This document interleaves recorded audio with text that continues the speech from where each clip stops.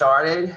So good morning, everyone. We are, like I said, so excited that you have chosen to spend your morning with us within SACAC. We have been planning this drive-in workshop for quite some time, and we are so excited to get it off the ground and running. Just to kind of give you an outline of how we operate, the drive-in workshops, for those of you who this may be your first event attending on a SACAC type event, the state and area initiatives, we actually host 2 events each year, and we do our state meetings, and then we also offer drive-in workshops within all of the 9 states that SACAC serves. And my lovely co-chair who just rolled off the board, Catherine Buck-Chastain, she had the fabulous idea last year, this time, to really expand our reach and maybe not just do the individual state meetings or workshops, but to also offer a drive-in workshop that is SACAC-wide. And so that is what we are ready to present to you this morning. And we've got some fabulous presenters, speakers, panels that are going to be really informative to you. And just so you know as well, I do have a new co-chair since Catherine has rolled off. Terry Henry, who's on the call, he will be working with all the individual states moving forward for the next 3 years. And we are excited about his leadership with SACAC now as well. So I'm going to now turn things over. We are so fortunate to be able to host this drive-in workshop as well as the other drive-in workshops because of Revolution Prep and their fabulous sponsorship to SACAC. And so I want to give them space to actually speak and talk about their organization and company. And so at this time, I'm going to turn things over to Marlene. Thank you so much, Corey.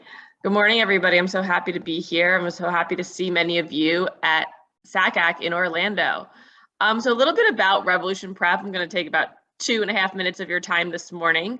So since 2002, Revolution Prep has been helping support schools in college readiness resources. We work with schools, educators, parents, students, help reach their goals, whether that be to go to college, to take a gap year, to travel, whatever it is.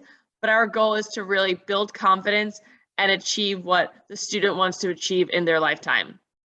So Revolution Prep has many different programs that we offer, both free and paid. But some really important points that I want to touch on this morning is Revolution Prep has professional tutors. This is what our staff does all day, every day. We love lawyers, we love doctors, but our tutors are professional tutors that have prep time for every student, that understands when a student needs executive functioning, understands when a student is stressed and really needs to focus on other things rather than tutoring that day. And that is why we have such a dedicated team to make sure that all students, parents, and educators get what they need and they want. And in regards to what they need and they want, we are really focused on scholarships, equity, and access. Our goal is to make sure that no matter what the income is of the family and no matter what the student and the parents can afford, or even the school, we want to make sure that the students have access to practice exams, to different types of homework help, to different types of executive functioning programs at no or little cost. At Revolution Prep, we also offer free practice exams, SAT, ACT, PSAT. I always tell students, you don't hopefully go get a driver's license without ever, getting in the car first and practicing parallel parking, if that's even still a thing. So take a practice exam of these tests, if you are going to test, right? There's a lot of tests optional going on, but not so much in Florida. So take a practice exam with us, and they're free. We offer a lot of different parent presentations that are free to all counselors as well, and students and schools. And let's go to the next slide here. This is a little screenshot of our practice exams. They are about a 12-page report once a student receives them, and they can see exactly what they got right or wrong and focus on the exact questions that they need to focus on. Our goal is not for a student to prep for a PSAT or an SAT or an ACT for 6 to 9 months. We want to get this over with. These tests are not fun. These tests are something that are, beneficial to get into some schools, not all these days.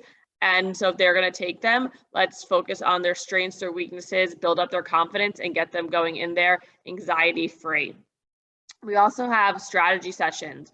This is to really lessen the stress and anxiety going into the exams, to make sure that they have really focused ideas on how to really achieve their goals on these tests. And then you'll see like I said, we have a lot of different counselor and parent presentations. How executive functioning improves skills, helping your child be more self-reliant, growth mindset, I can and I will rather than I can't and I won't, and many additional guest speakers. Next slide, please. And just a little bit about our programs. Of course, we have our private tutoring, grades K through college. We're not just a company focused on test prep, but we are focused on academic success as well. We have tutoring, which is, a group setting, small group courses for PSAT, SAT, and ACT, and really great homework help, which is an office drop-in hour. And lastly, Revolution Prep is proud to provide need-based scholarships to any student who cannot afford academic tutoring or test prep, as well as discounts for educators in the school. You all work, school, colleges, universities really hard. So if you have children of your own, we treat you as our own and want to make sure that you get the discounts as well. And lastly, we have one more slide. There I am. Again, I am Marlene Fishbein. If I might not have even said that in the beginning, I'm the National Director of Revolution Prep. And here's my information. So feel free to email me, call, text, and I hope you have a wonderful meeting and thank you for having me. Wonderful job, Marlene. Thank you. And again, thank you so much for your sponsorship with SACAC. And so we are just really fortunate to have you as part of the team. We'll continue one of ours now. So we have some wonderful speakers and panelists that are here today. And I am going to actually turn the mic over now to Catherine. Well, good morning, everybody. Corey, thank you so much for those kind words. It was truly such a pleasure serving on the SACAC board these past 3 years. And when Corey and I started working on this SACAC-wide drive-in, we were discussing who are some of the people that we think are amazing and that we love listening to and gaining knowledge from. And that is ultimately what led us to these 4 panelists that are going to talk with us today and that we are going to hear from.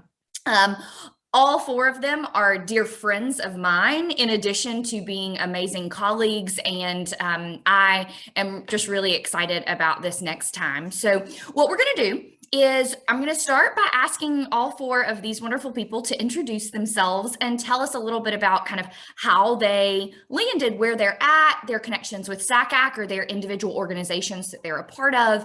And then I have 4 questions that I have previously given the panel, and they have put together a couple of different slides as resources, as well as some things that we're going to send you guys as a follow-up that you can take away.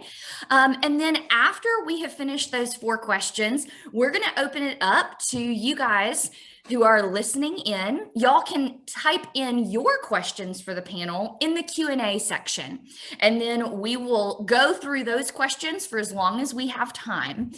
So we're going to be with this panel for the next 58 minutes. So we'll see how many questions we can get to. But with that, amazing panel, we will go down alphabetically, and I'll ask you guys to just give us an introduction of who you are, your connections to the school counseling, college counseling world, SACAC, what you do, those sorts of things. So we will start with Pam Ambler.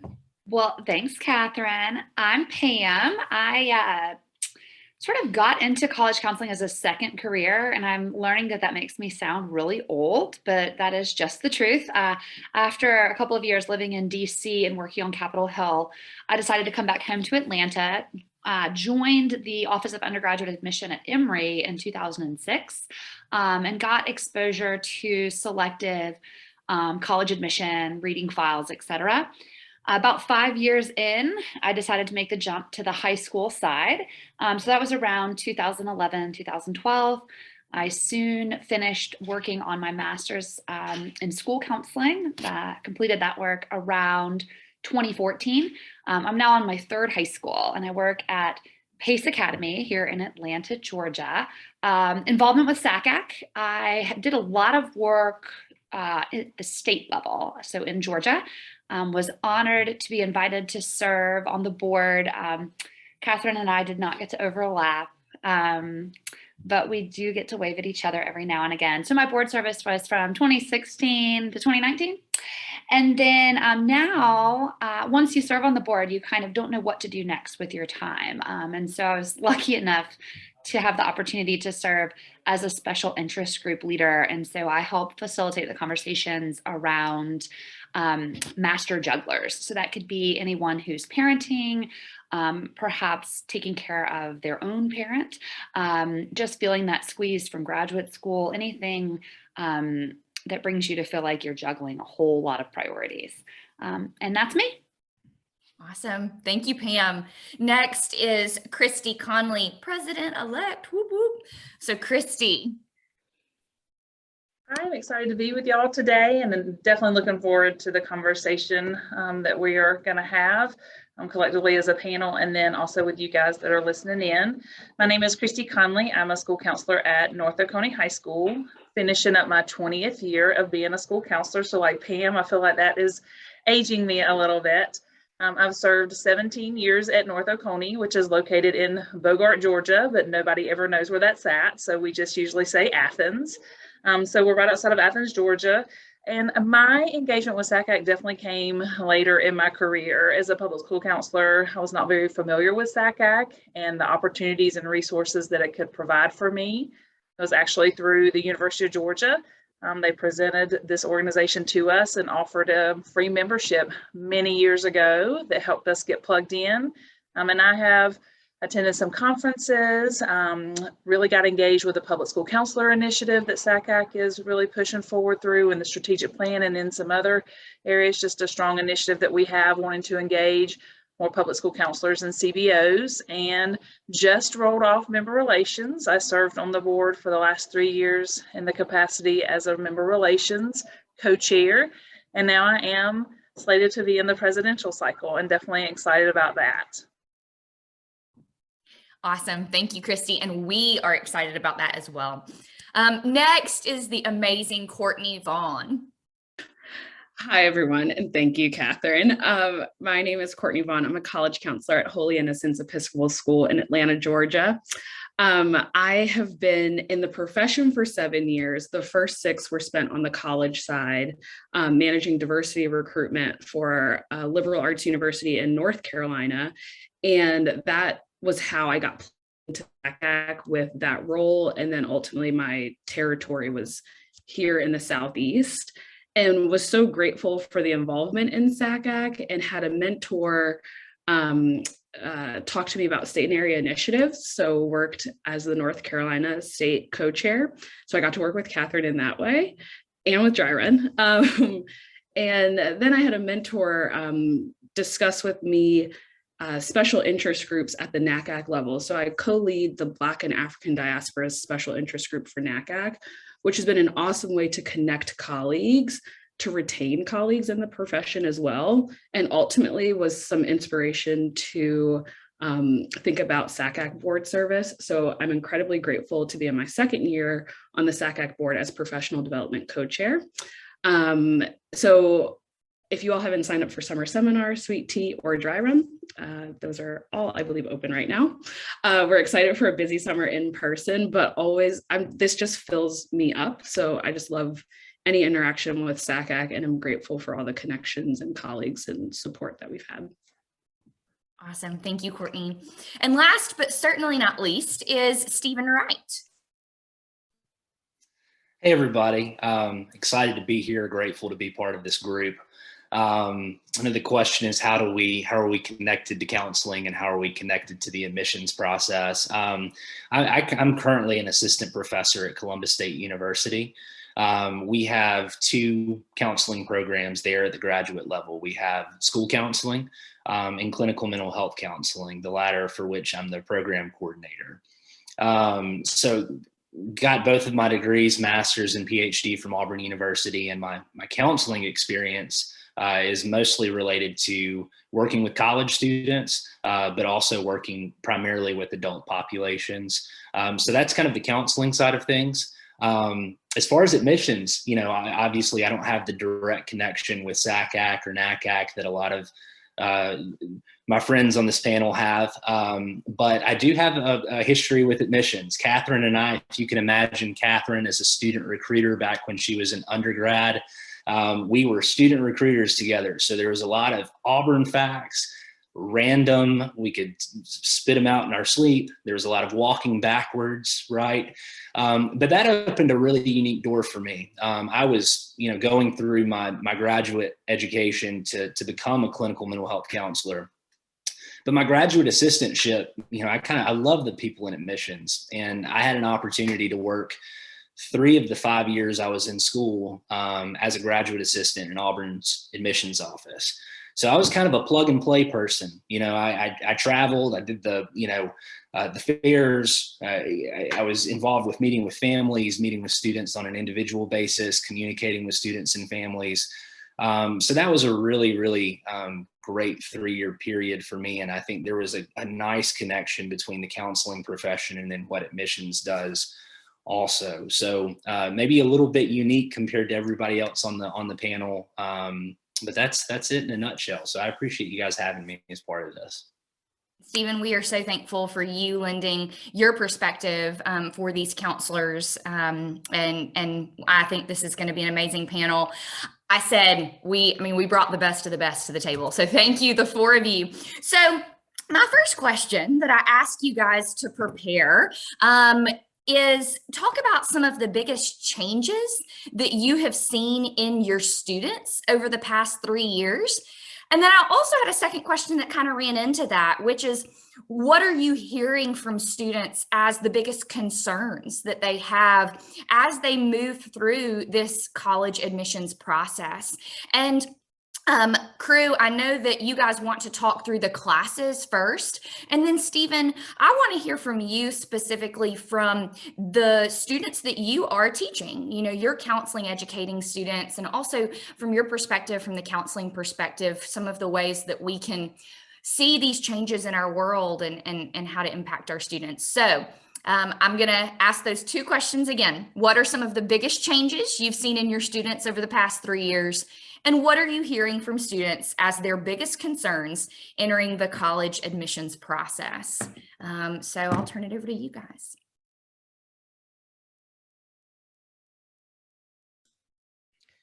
Excellent. So we decided to approach this by class year because I'm sure you all are experiencing differences, of course, in your juniors and seniors, but then also there, I think, are some important things to note for the freshmen and the sophomores, being that COVID and the world has been happening kind of in their middle school formative years, and that is certainly going to inform their high school journey.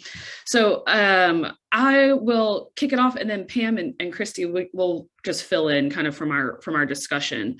But with the seniors, I think we're all seeing those increased mental health concerns that it's not a surprise. I also think there are increased mental health concerns for educators and how we are all taking care of ourselves in order to take care of students. Some things that we noted were some increased counseling visits, specifically surrounding anxiety and depression as the note for those visits. So even outside of a college process, just counseling students and where they're at. Some increased hospitalizations to mental health facilities, referrals to mental health practitioners, et cetera, et cetera. So really on the social emotional side of things. And then increased visits to the nurse's office and stress-related issues in that regard too, just being that students, namely the seniors, right? They have school, they have extracurriculars, they have home. And then if a student is applying to college, wherever that might be, this process stacked on top of that in today's world, I think is a bit different from students that we've worked with in years past. And I'm happy to chime in as well. I think as we experience our own challenges with shaky mental health or experience that in the lives of our students, one of the things that I noted was the engagement. Sort of when you're not feeling your best, you tend to disengage, or I tend to disengage. And it was interesting to see those students whose engagement levels went down, oftentimes just my role is really college applications, supporting research of colleges. I kind of stay in that realm. And we noted that the app numbers started to surge, particularly for students who lacked engagement. And it was pretty fascinating. You could sort of start to pinpoint students who, in particular, if they had an older sibling who they saw go through the process prior, what looked normal and what looked exciting for that typical experience a couple years ago was like going on these college tours. And some students who are seniors this year felt sort of robbed of that experience. And if your engagement is lowered and you're not feeling like yourself, you're struggling a little bit with depression, it's pretty common to look at all the can'ts in the scenario. And so for students who weren't able to pivot and lean into virtual tours and engaging via the computer screen, emailing the reps more often, when they weren't able to be as nimble and agile, they tended to want to apply to more schools without researching them. So unfortunately, that did not lead to greater outcomes. It just led to more work. Conversely, though, for our students who are seniors this year, so class of 2022, those who found ways to get more rest during the pandemic, found ways to feel restored and rejuvenated. Those students who found ways to remain plugged into the things that interested them really had amazing outcomes this year. And so, you've always done X, Y, and Z within the bounds of your high school, but clubs and engagement and things plummeted. How might you reinvent what's important to you? So that might be anything from a student who was an above average runner, wound up getting himself recruited last summer, and is really, really, really thrilled to go to Princeton in the fall. And that would not have happened had he not doubled down on working and getting faster and getting stronger and cross-training. A student who chose to stay home last year, we were able to do masked school, but she needed to stay home, was struggling in some of her classes, but really lighting up in kind of STEM and engineering areas.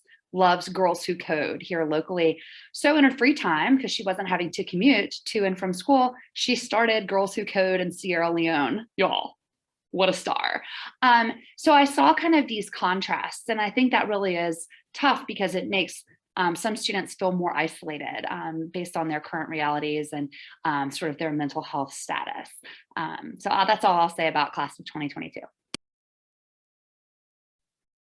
Just to kind of hop in with a few thoughts that I had as Courtney and Pam were sharing, we definitely are seeing lots of similar things, particularly as Courtney shared on the mental health side, because we do wear both those hats in our building of the social emotional piece as well as the college advising. We have noted a significant increase in that. But what we've also noticed, and we talked about this a little bit in our preparation, was conversations surrounding gap years, early graduation, those kind of things, to where I think students are really struggling with next steps. I think some of the time that we had here with them at the traditional four-year setting, we were able to have conversations, give resources, help them plan. And I think when COVID hit, some of those conversations looked different, seemed different. And so I think they are struggling to kind of figure out what those next steps are. And what does a gap year look like? Will this give me time to grow and mature and kind of figure out who I want to be at next level? And we also discussed the need for affirmation and more conversation.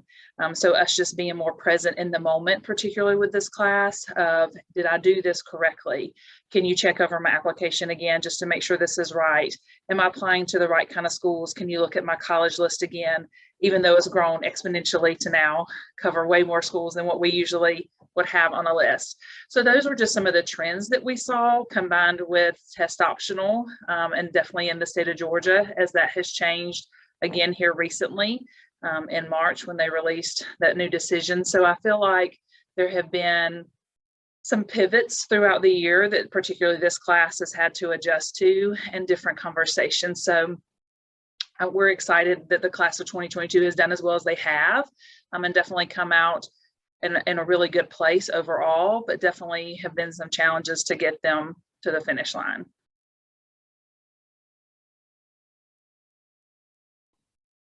For sure.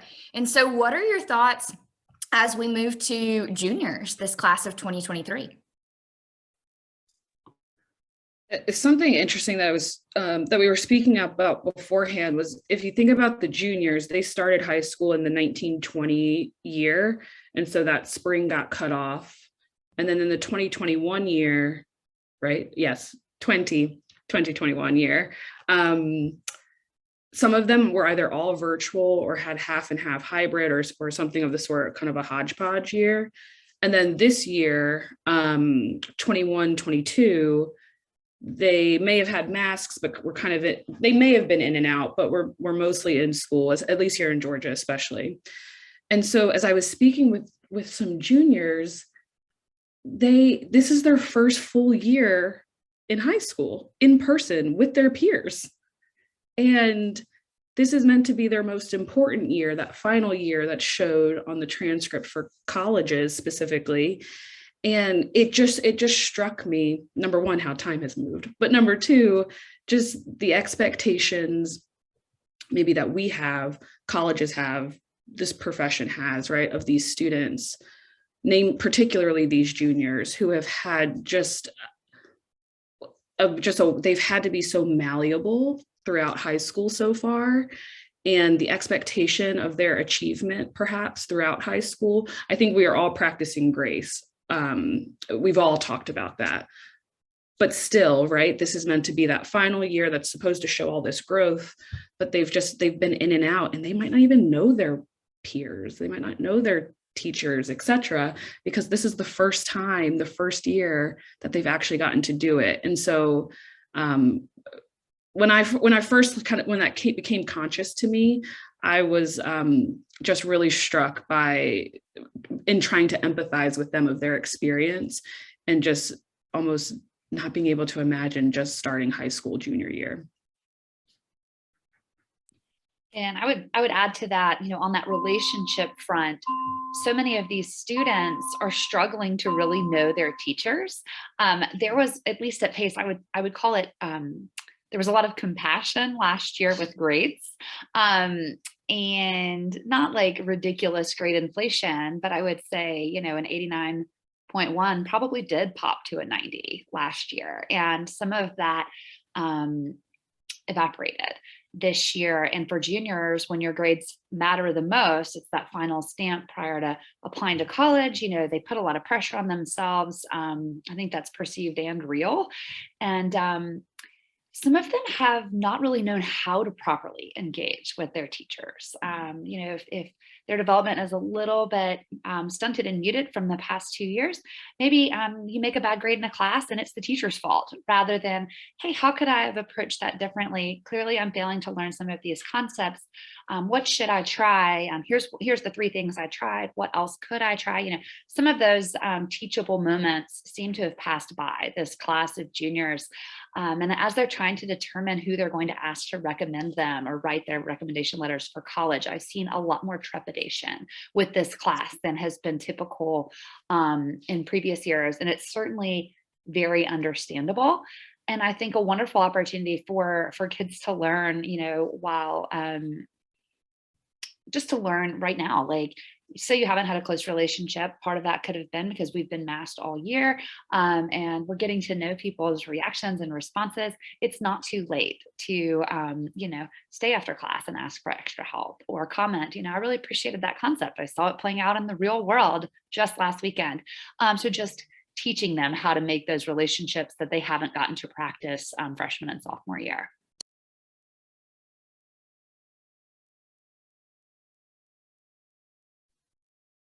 I think we are definitely seeing more conversations about their plan for creating college list, particularly for good and bad. Test scores could create some different lists, test optional might add some schools to a list that students may not have considered in previous years.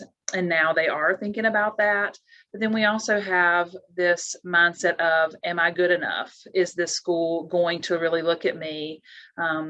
What are some things that I need to do now that the test is not there, to consider? Should I test anyway? Is this kind of like a trick to where you say, I don't need to test, but really the underlying rule is that I do need to test. So having those conversations with students, particularly on a more individual basis, and in a public high school setting, that can be challenging.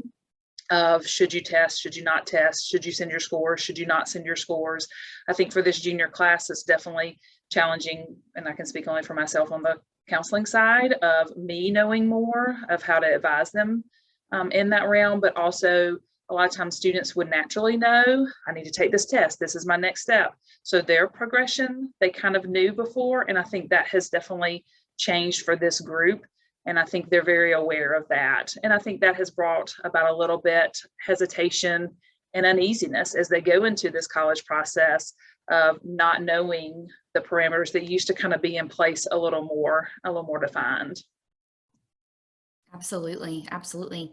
And as we think to these younger students, the class of 2024 and the class of 2025, what are your thoughts there? Totally. Yeah. I was particularly excited to share about the class of 2024. We have a team of 4 college counselors. And as I hear us venting to one another, with the professional cone of confidentiality, but now we're on a webinar and I'm telling you, more about that later. But so asking for a friend, I'll say. But with these sophomores, we have found that we are complaining about some things with our seniors. I've tried to frame that in a positive way, with lack of decision-making skills. And, sometimes it comes across as a vent because you are venting, because we're humans, right? And so same with the juniors, it's as if they're not hearing us. They don't seem as engaged, maybe they're not as good at taking notes, y'all. It makes sense. So what we've done with those vents is productively channel them into more programming for our sophomores. And honestly, I don't feel like any of us has more bandwidth for more programming, but we felt like the cost of not tackling some issues was going to be greater than just going ahead and nailing it down. So we carved out some time. We had to create some special schedules for the whole high school in order to grab just the sophomores. But we created a 4 sort of week program where one lesson built on the next. And I just want to share with you all quickly the topics that we felt like we needed to cover here based on the things that we were frustrated about with our older grades. Because if the sophomores are modeling after them, they're going to pick up on this behavior too, right? So let's get out in front of it. So the first was about rankings. We have felt that some seniors have gotten oddly obsessed with rankings. They almost sound more like their parent generation than typical teenagers. And so we want to nip that in the bud. And so our first lesson was about demystifying the rankings, explaining where they come from and what motivates them, and also encouraging students to come up with their own system of rankings. Because last I checked, a lot of those metrics that are used by US News and World Report, for example, aren't even things that are that important to a student, what they want to experience. The second one was about the learning experience, the learning environment in 2 different settings. We wanted to make it sort of dichotomous just to make it simpler, but basically a liberal arts type setting, who learns well in that setting and why, and more of the big state U experience as a learner. What does that look like? Who would excel? Who might struggle more? Trying to get the students to inch toward thinking about putting themselves in that equation. The third lesson was all about the PACE transcript. So we have our own kind of, weighting system based on rigor of curriculum and things like that. And kids get too much in the PACE bubble and have trouble stepping out of that teenage experience and understanding a greater applicant pool and all the different types of GPAs, et cetera. So we wanted them to at least understand from whence they come. And then the fourth was a culminating experience where we assigned each student a profile, one of 4 student profiles that talked about their learning, their personality, et cetera. And then we presented 4 different college experiences, and it was sell. So 4 real colleges, but anonymously presented. And we had students take on the persona of the student that they were prescribed to be and make the best college decision based on who we told them they were. And that was really intended to teach them that there are decisions you're going to get to make. Parts of this process are going to feel completely out of your control, but there are parts where you are absolutely in the driver's seat, but it starts with reflecting on who you are. So you can tell I'm like really jazzed up about this programming, and I am so hopeful that that's going to help the class of 2024 when they are juniors, and then when they are seniors, just kind of lean into this process with a little bit more trust and finding certainty where it is available.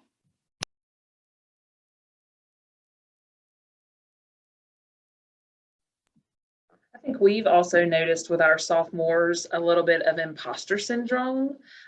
We've talked about that a little bit, to where, as Courtney and Pam have discussed, they haven't really necessarily been in a traditional school setting, a lot of them. And so when they left middle school, they really didn't get to be, or they did get to be in some regards, like the big person on campus, the big 8th grader in their middle school setting. And here they are moving into a high school setting where they may not have had that leadership to look at and to model after. And now they are considered in some ways more of a leader. Your freshmen are definitely your intros and different levels of expectation for them. But as a sophomore, we expect for them to step up and do some different things. And some of them we're finding are really struggling at that step up piece and figuring out what the expectations are for them to be a sophomore. And so we were really interested in kind of promoting more of that. We've discussed bringing back some leadership opportunities that we have kind of stepped away from during COVID to help them catapult into stronger leaders within our building. Courtney, do you have any thoughts on the class of 2024? I took notes as Pam was speaking, because that's a great, robust sophomore plan, but no more additions. Well, last but certainly not least, these freshmen, the class of 2025, thoughts on these students? In what we're seeing we don't interact with our freshmen as often. They're certainly welcome to come by, but I'll mention 2 things. One is that we've noticed that the behavior of freshmen is a bit more immature than it has been in years past. And that's because of, I think, the emotional intelligence that's built in middle school, the social opportunity in middle school that kind of happens is like kind of happening here in high school. And so there are conversations about that. What is appropriate and what is not appropriate, and conversations that I don't think we expected to have with as many 9th graders as we have been having.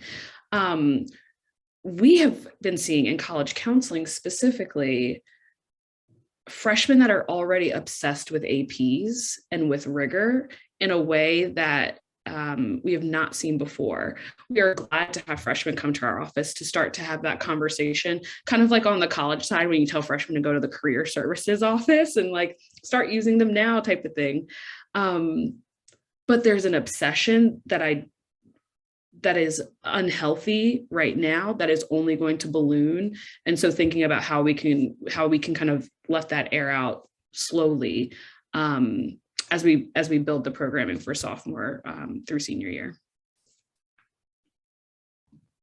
Absolutely. Pam, Christy, any other comments about the class of 2025? Just real quickly, I think we usually see a big excitement when kids come to high school. It's a new area for them, a new world for them to kind of learn, and they feel like they're, maturing and getting to be teenagers and this whole other level of cool to say they're in high school. I feel like that was very subdued this year. And kind of just thinking about, it seemed like they were already burnt out in many ways before they even got here to some regard. Like, I hear what you're saying about the course selection, definitely want to ramp up on some things, but the collective, I'm excited about high school. I don't feel like we've gotten in the same volume that we have gotten in years past. And so I think we are definitely trying to find ways to promote things, create a different school culture, trying to cultivate some positive interactions to kind of take away from the burnout feeling and get some excitement generated about being in a high school. Absolutely. Absolutely. And now, Stephen, you have a completely different perspective, you know, as somebody who is educating our counselors and who is spending your time in the clinical and mental health world. What are some of the biggest changes that you have seen in these past 3 years, whether it be with your students, your counseling students, or the things that maybe your students are bringing to the table as discussions, or even just changes that you are seeing in our world as a whole? Yeah, I mean, I think what my three friends have brought up to, is it's a lot to digest, because I know unprecedented was a buzzword for a long time, but this truly is, we've never experienced anything like this. As far as my students are concerned, they're overwhelmed because they are working with, or they're training to work with, I'm going to focus specifically on the school counselors here, students who are certainly overwhelmed, right? Because we've all been living in the same world and we're all impacted by it in some form or fashion, right? But I would echo, and of course I have a much higher level of awareness of what's happening, for example, at Columbus State University's counseling center. And I know with the freshman college students and even all the way up through, people who have gone further in their programs, everything that's been mentioned, we're seeing that. We're seeing increased levels of anxiety. We're seeing a number of things, and these things didn't just pop up out of the blue. I mean, they developed while the students were in high school, and they've been impacted by a lot of contextual issues. So I think for our students, one of the things that we've been really talking about is it's always important to stay up with the trends and always consider context. And what I mean by that is, and I'll just add one piece to this, and this was further validated with a conversation I was having with colleagues just yesterday who work predominantly with high school students and middle school students. Staying up with the trends, because of the last 2 to 3 years are students doing, how are they spending their time? What are they doing more of? And I think for better or worse, we can say, okay, well, there's certainly an increased use of technology, right? And there's certainly some benefits to that. But one of the things that we've seen, and we can think about it in a general sense, self-worth. And if we think about students, middle school, high school, identity development from a developmental perspective is extremely important, and a sense of belonging is extremely important. So while there are benefits to increased technology use, one of the things that we're seeing is that there are also really, really bad things that come along with increased technology use. If we think about trends, what's a big trend now, right? And I'm sure I can't see people's faces, but I would imagine some people would say TikTok, right? TikTok, things like that, right? Students are exposed to things that have them constantly questioning their self-worth. I think if you want to think about it in a more specific way, body image, we're seeing a lot more at a younger age. We're seeing a lot of that pop up more consistently.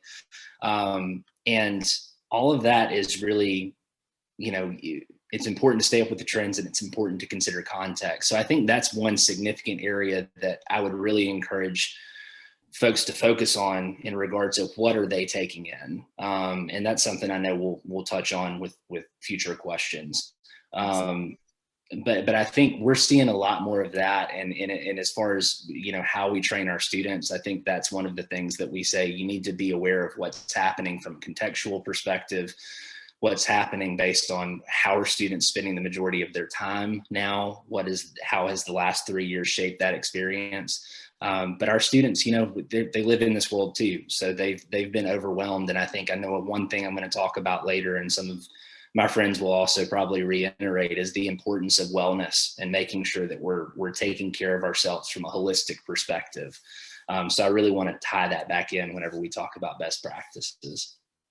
Awesome. Thank you, Stephen. So before I move on to my next question, does anybody on the panel have any other thoughts on biggest changes you've seen in your students, or what are you hearing from your students as they enter the college admissions process?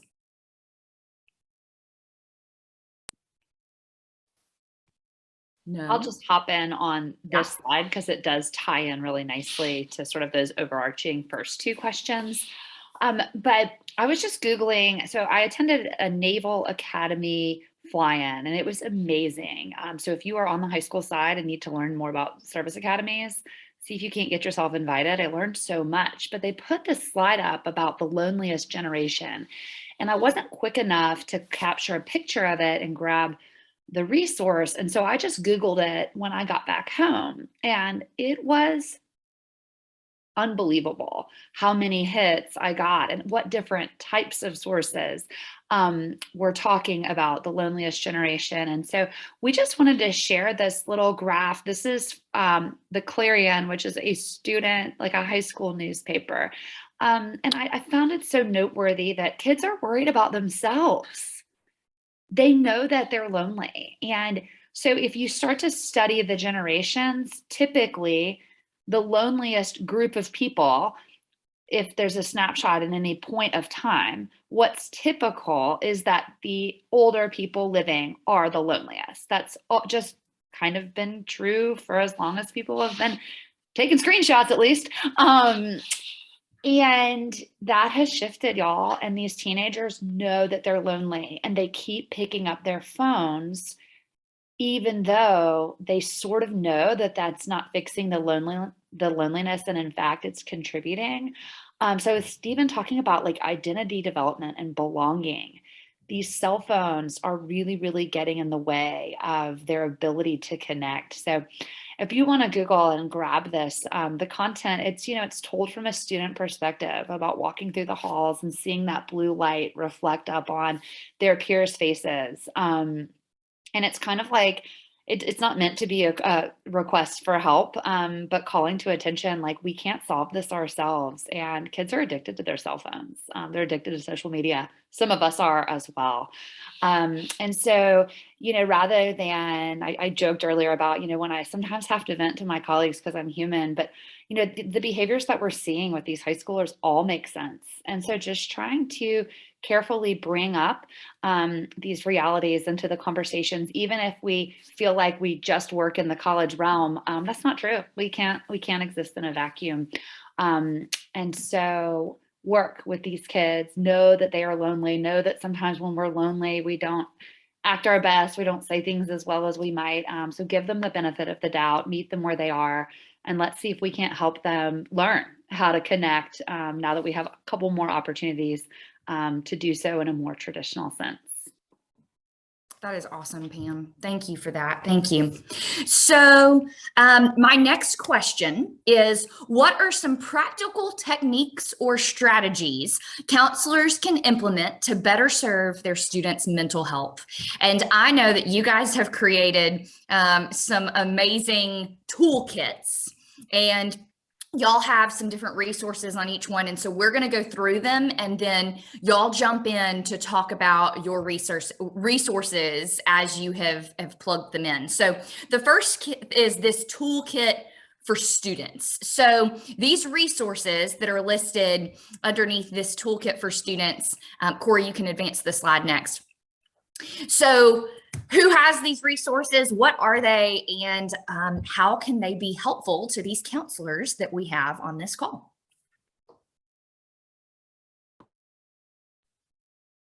I've already talked through some of these.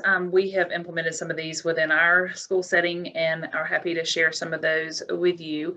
What we found is that sometimes students would go to sites that were not accredited or from somebody with a true mental health background. They would just Google and find somebody that had an interest in mental health, but may have been an engineer, and they just did mental health stuff on the side and had an interest, and our students were using that as the holy grail of what they needed to do for their mental health. And so we have tried to steer them towards more clinical or reputable sources. And so we have given some links available that you can share with your students. We have shared some of those with ours.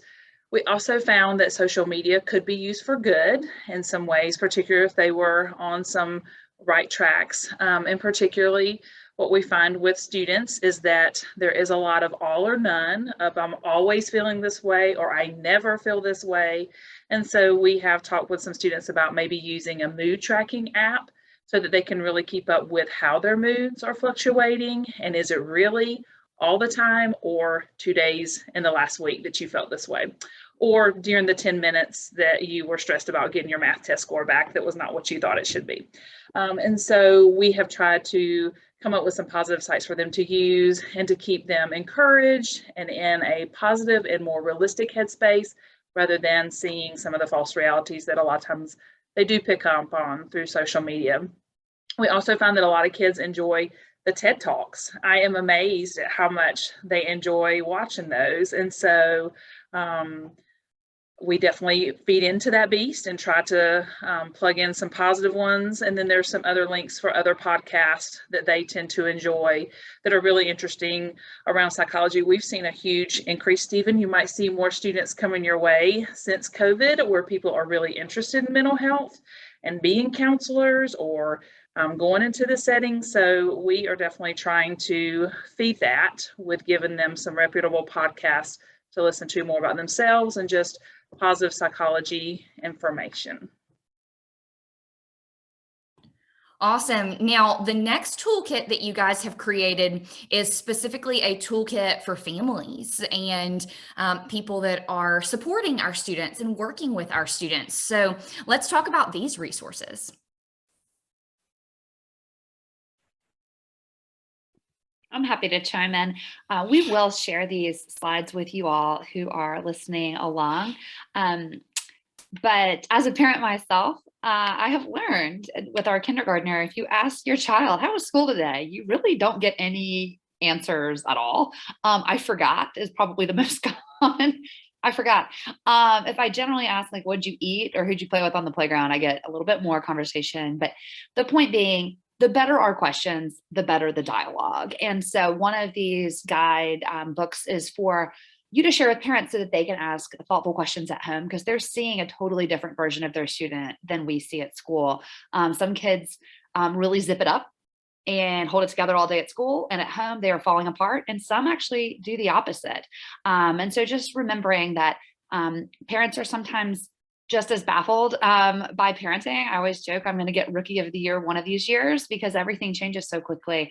So having empathy for the parents in your community who are struggling to connect with their teens, and maybe just sending these out in ways that you communicate might just serve the greater good. Absolutely, absolutely. Any other comments on resources for families? Okay. All right. And then next we have our toolkit for counselors, the 103 people that are with us today. These are some resources for you guys. And I know, Stephen, you have got a good chunk of this. So share us your resources. Tell us about your genius. Sure. Well, I wouldn't call it genius, but yeah. Knowing what's out there, knowing what's available, and knowing what resources are there are always the best approach, and just, pass them on to people to take advantage of. But yeah, I'll start out here. I think it should be said that COVID-19 is not the only thing that's happened in the last 2 to 3 years. I mean, this has been what a few years it's been. So a number of the resources that are hyperlinked, specifically in number one, kind of touch on a number of areas. Okay, so, and these are very easy and practical recommendations and suggestions for kind of approaching various topics. And in a way, I think a lot of it comes back to having conversation, facilitating dialogue, allowing for conversation. I think a lot of times, and this is the experiences that I have with students, sometimes they're not allowed an opportunity to have a specific conversation, a place to do that where they're not gonna, be shut down or judged. So I think that's one piece of advice I would give right there, is just allow for the opportunity. But some of those links, 11 ways schools can help students feel safe in challenging times. I'm not going to go through all of these, but helping children cope with frightening news. I think one of the things we've seen a lot with kids is they take in the news too. You know, whether parents have it on in the background, whether it's something that comes through the Twitter feed, kids take in the news, and the news can be scary. And we know the nature of the news at times. We don't always know if we're getting accurate information or the clearest picture. And they're seeing that. And I think it's important for us to be mindful of what kids are taking in. And I know some of my colleagues specifically who work with younger children, that's one of the strategies that they develop with not only the children, but the families as well, is how can we limit that, or how can we be smart about what that looks like? Because things are scary, out there. Things are real, but things are scary. 5 ways to help students in trauma. And a lot of that's just more question oriented. Trauma can be its own webinar in and of itself. The way that we conceptualize trauma in the mental health profession, as many of you know, because you're counselors, has changed significantly over time. It's not just, what meets the criteria for PTSD. It's big T and little t trauma, and how that still has a detrimental impact, and how we can respond effectively. But those are simple ways. Let's see. And then some are ASCA related. American School Counseling Association. I go there a lot as a clinical mental health counselor because I learn a lot from my school counselor colleagues in counselor education and supervision. I learn a lot from the school counselors. And by the way, y'all, we have a phenomenal group of students across the board, not just at Columbus State, who are about to be in the counseling profession. So I'm so excited about what the future holds as far as that's concerned. But there are some more specific things there, and you can dive into those a little bit. One thing I like about it, I'm sure many of you are familiar with mindsets and behaviors for student success. At the very end of that document, there's also where they mapped those resources. So you can kind of pull from those areas as well as it relates to career readiness, testing, et cetera. I do want to plug race and equity resources and learning for justice. Very important topics that we really need to be. And I know conversation lately around some of the states in our area, it has a legislative component now, that is going to shape, the landscape of what this looks like. But we have to allow for conversations like that, because cultural identities and social issues, it impacts the students that we work with. It impacts us all, and we need to allow for a space to have those conversations and respond effectively. Learning for Justice is a great website that I actually was just turned on to by a colleague. I think there are great resources at that website, good resources for educators that you can share with your colleagues at your schools, but also just good idea facilitators for having conversations related to this in a way that's effective and doesn't shut down students. And then finally, I know I'm about to be finished, I'm sorry, wellness related resources. The Healthy Minds innovations, this is something that's a bit newer. I really encourage you to check out the website, regardless of whether you're a counselor, whatever your role is. There's an app you can download, and it approaches it approaches wellness from a holistic perspective. And there's an app that you can use, and there's research that's emerging about how effective this has been across various populations. Personal strategy for self-care assignment. This is something that's specifically connected to Chi Sigma Iota, the International Honor Society for Counselors. I really, really love Myers and Sweeney's model for self-care and wellness, because and it's something I'll talk about in a moment, it looks at the holistic person. We're not just one area. We're not just our physical self, but we're also our spiritual self and our creative self. And there's so many aspects of ourself. And this last resource is something that allows you to focus specifically on all of those areas, because one impacts the other. And for us to be well holistically, we have to attend to all of those areas. So those last two, I really encourage you to explore those and plug them with anybody that you'd like to share the news with. And that's it for me. Those are awesome, Stephen. Thank you so much. Any other comments, Pam, Christy, any other thoughts on these lists on the toolkits for counselors? Pam's good. I did want to just mention particularly the fluster clucks with Lynn Lyons for parents who worry. I did want to bring up the point that we are seeing some challenges or just navigating new waters with parents parenting children that they feel like have some mental health or not in a good mental health space. And so we have had to do a lot of talking and giving resources to our parents to help them navigate new waters within their family dynamics. And so just wanted to plug that is a piece to also consider as well. We've talked a lot about the students and us as counselors, but that parent piece is also a huge mover, I think, for how students move forward one direction or another. And that gives them some insight and ideas for how they can help their kids. Awesome. Thank you, Christy. So my last question before we move into questions from the group, and I've already got a couple that have come through, is kind of a question surrounding best practices. Okay. So best practices, what are 3 things that you do now that you did not do in the past, whether you thought you were going to have to do these or not? Brave New World. So 3 things that you do now, but you did not do in the past. Yeah, you can move to the next slide, Corey. Sorry. That is correct. You can be on our next one. Pam, Christy, Stephen, anybody want to go first? Y'all can jump on in. I don't mind hopping on. I think that first one was one that kind of came to my mind when we were discussing what our affirmations were.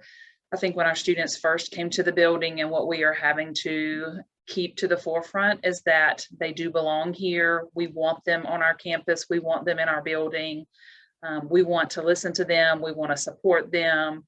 And so just keep reaffirming that they are in a good, healthy place in our school, in our community.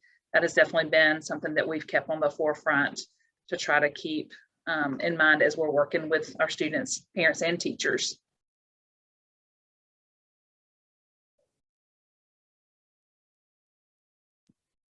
And I'm happy to jump in kind of on the middle 3. They're meant to be used sort of one after the next, after the next. But removing doubts, evaluating barriers, and eliminating excuses. As students are doubting themselves, sometimes just hearing themselves say it out loud helps them to realize that they're not only filled with doubt. There is some doubt for sure, and that's normal. But it can help them to just sort of name it and then see how we might move forward from there. Evaluating those barriers. So within the doubt is usually something that is an obstacle. So evaluate that. And is there only one pathway forward and that's been shut down? Or might there be other pathways that we haven't considered yet, but we could consider together? So helping them to kind of widen their range of what's possible and how to get from A to Z.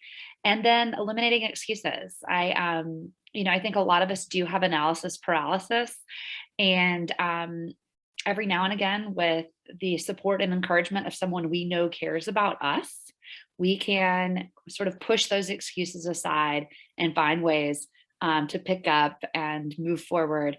Usually that's after recharging our own battery and after resting, after sleeping, after unplugging a little bit from social media. So addressing those things that can help us feel healthier, and then seeing if we can't move forward.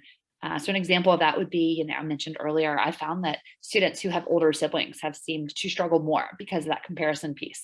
Well, it wasn't like this when my brother went through, and that makes sense to me.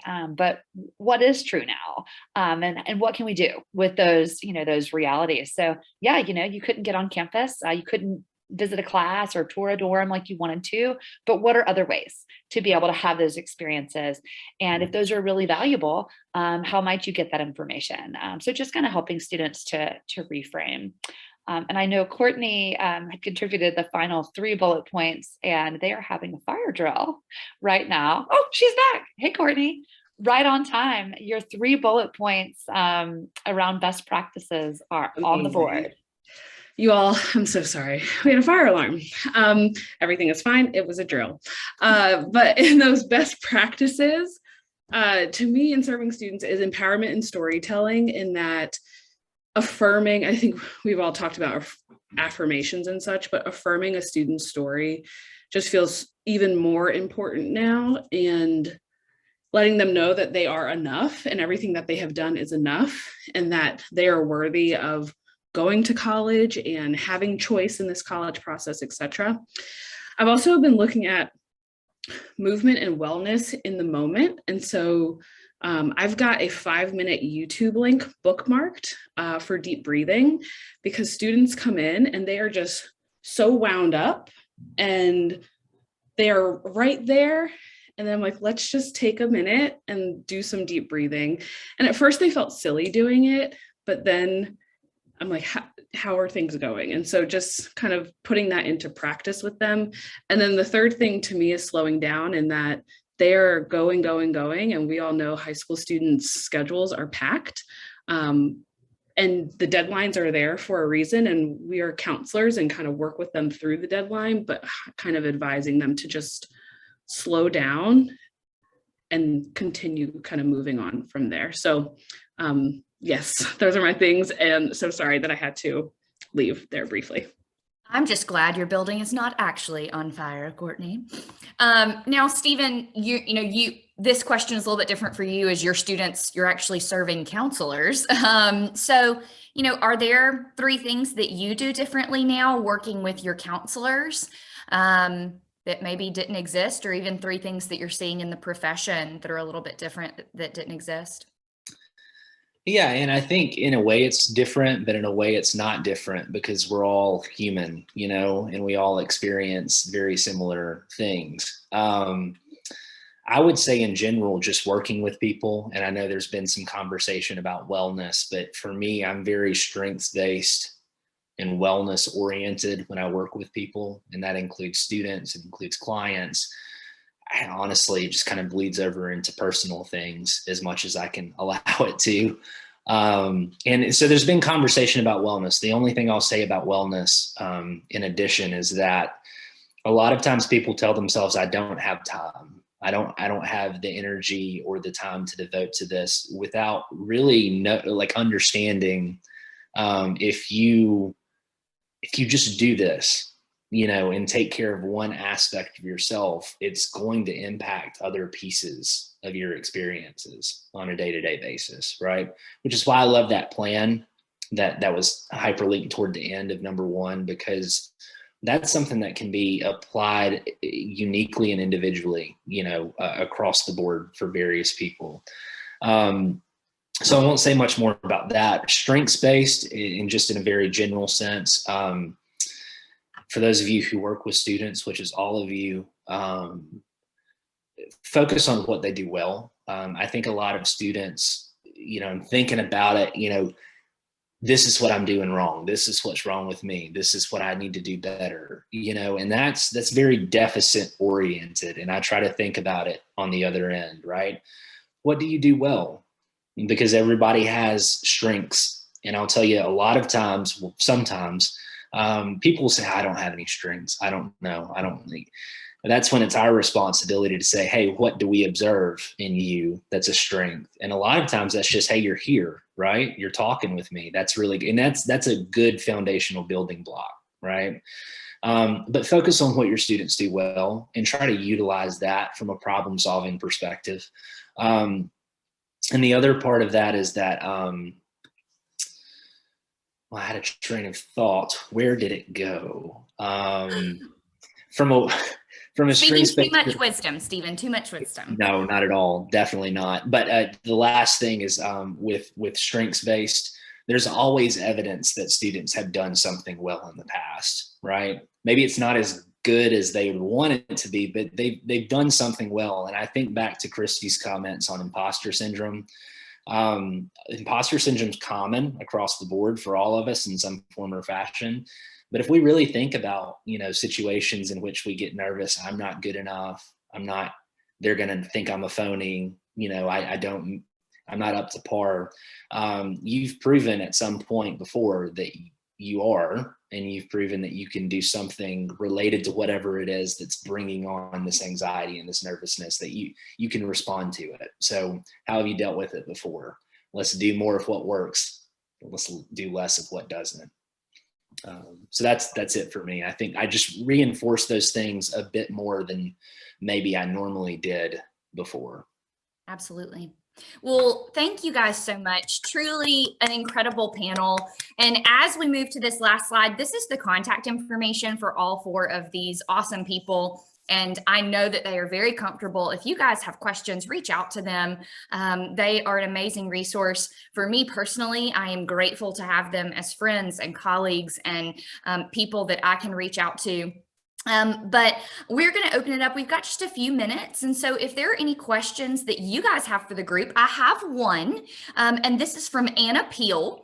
And she says, are you all seeing that your students want to go to college with people that they know or with their friends? Because she is seeing a lot of this. So are you guys seeing that at all? So Pam, Christy, Courtney, those of you that are working with this, is this something that you're seeing, and how are you navigating it? I'm happy to jump in. We definitely are seeing a bit more of that than I would say was typical in the past. And we also hear things like, it just sounds like I'm ready to have a lot more fun. So those typical things that you're excited about when you leave the chapter of high school and go off to college, because high school has been more kind of bound by students' homes and being told no a lot more than they thought they should have been. It's kind of funny because like you're going to have a curfew no matter what in high school if your parents say you're going to have a curfew, but it's as those students have felt far more bound. And I get it because I have been told no, or I've told myself no so many times in order to protect my family and things like that. But anyway, in the name of fun and freedom, we are seeing students want to go with those buddies. And so it's been a challenge. That's a part of the reason, I mentioned that 10th grade programming we did. We wanted to give some love to liberal arts colleges because somehow kids are not able to envision themselves having as much fun. You're like, hey, you're going to be out of your parents' like immediate leash. You're going to be fine in college. But the bigger schools like the UVA experience seems so attractive all of a sudden to some kids. And so really trying to put it back on, where are you going to learn best? And another question that's been really interesting that students who aren't particularly great at reflecting have really proven me wrong. When I ask kids, where will you feel comfortable yet also grow?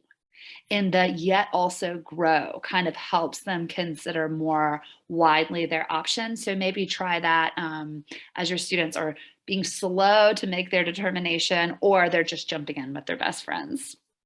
I'm with you, Anna. Awesome. Well, guys, it doesn't look like I have any more questions, and truth be told, we went 5 minutes over. So, but I cannot thank the 4 of you enough. You all are amazing and bring so much wisdom to the table. And Pam and Christy, you made comments about feeling like you're older in the industry. You are young and vibrant and killing it. But truly, I am just so grateful to the 4 of you, Stephen, especially for your perspective, jumping in. I will be very honest, Stephen is actually my brother-in-law, and having a counselor in our family has improved our family leaps and bounds. Know that. Let me interject for the counselors in the room and just make it very clear that I do not provide counseling services to my family members. That would be an ethical violation and something I'm not comfortable with. Okay, I see it in his eyes. Putting that out there while it's being recorded too. Just want to make it. But truly, we are so grateful to the 4 of you guys, and we are appreciative for you guys bringing in your wisdom and your knowledge and sharing with all of these amazing counselors that we have from all 4 of our 9 states. So thank you guys very, very much. And with that, I'm going to turn it back over to Corey so he can move us into our next session. Thank you, Catherine, and wonderful job, panelists. Thank you for taking the time to put that together. Next up, we have another personal connection.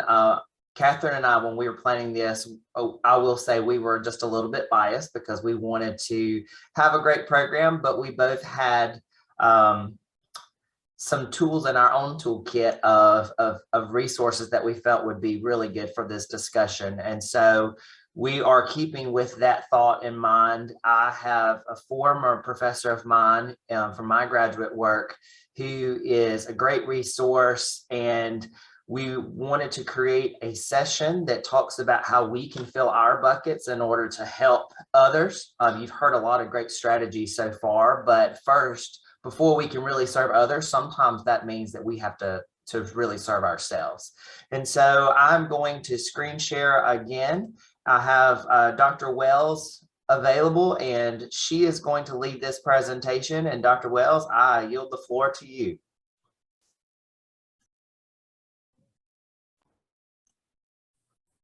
Now, There you go. hello, everybody. So glad that Corey asked me to do this. So I've kind of changed the title, but added to it and talk about self-care, because being in student affairs, we have a tendency, excuse me, have a tendency not to care for ourselves, because we're so involved in caring for students and caring for the programs that we're setting up, caring for the awards banquets that we have to run, and doing it perfectly. But also our buckets get full, and sometimes we don't know who fills the buckets, and it may be by choice, and then some of it may be not by choice. So next, please. The name of the game, taking care of yourself, because you're going to live long enough to wish you had. So that's kind of like, I'll do that tomorrow. No, you need to do it today. We have no idea what tomorrow is going to bring, although we think we do. So take care of yourself today. Okay, thank you. The answer to stress is extreme self-care. Self-regulation is the key to balancing stress. Okay, self-regulation, well, what does that mean? Well, we have to be able to balance ourselves with others while we're taking care of ourselves. Okay. What is extreme self-care? Okay, self-care equals self-awareness. Sometimes I think we go along during the day and we just do whatever comes naturally, do what we're reacting to, and not really aware of how we're reacting or how we're talking or how we're thinking or how, so we're not aware of ourselves. So self-care is an intentional time taken by yourself to nurture yourself physically, mentally, spiritually, and emotionally on a daily basis. Okay, the word intentional is very important, because sometimes we just kind of happen into it. But if we look at what we do each day and be intentional about it and think of ourselves as a physical person, a mental person, and I don't mean mental isn't touched, but we have to think mentally, spiritually, emotionally, all of that to be intentional. Okay, thank you. All right, so why is self-care so important? Okay, I'm not a biologist, but this kind of spoke to me because I have multiple sclerosis, and right now it's flaring up, which is really ticking me off. But chronic stress exposure causes elevated allostatic loads, damaging our telomeres, which affects longevity. All right. And I know we've heard about cortisol. Well, stress raises that cortisol. Well, cortisol damages the ends and strands of our nerves and causes mutations in our cells, which is not a good thing, because that mutation sometimes is linked to diseases like probably MS and cancer.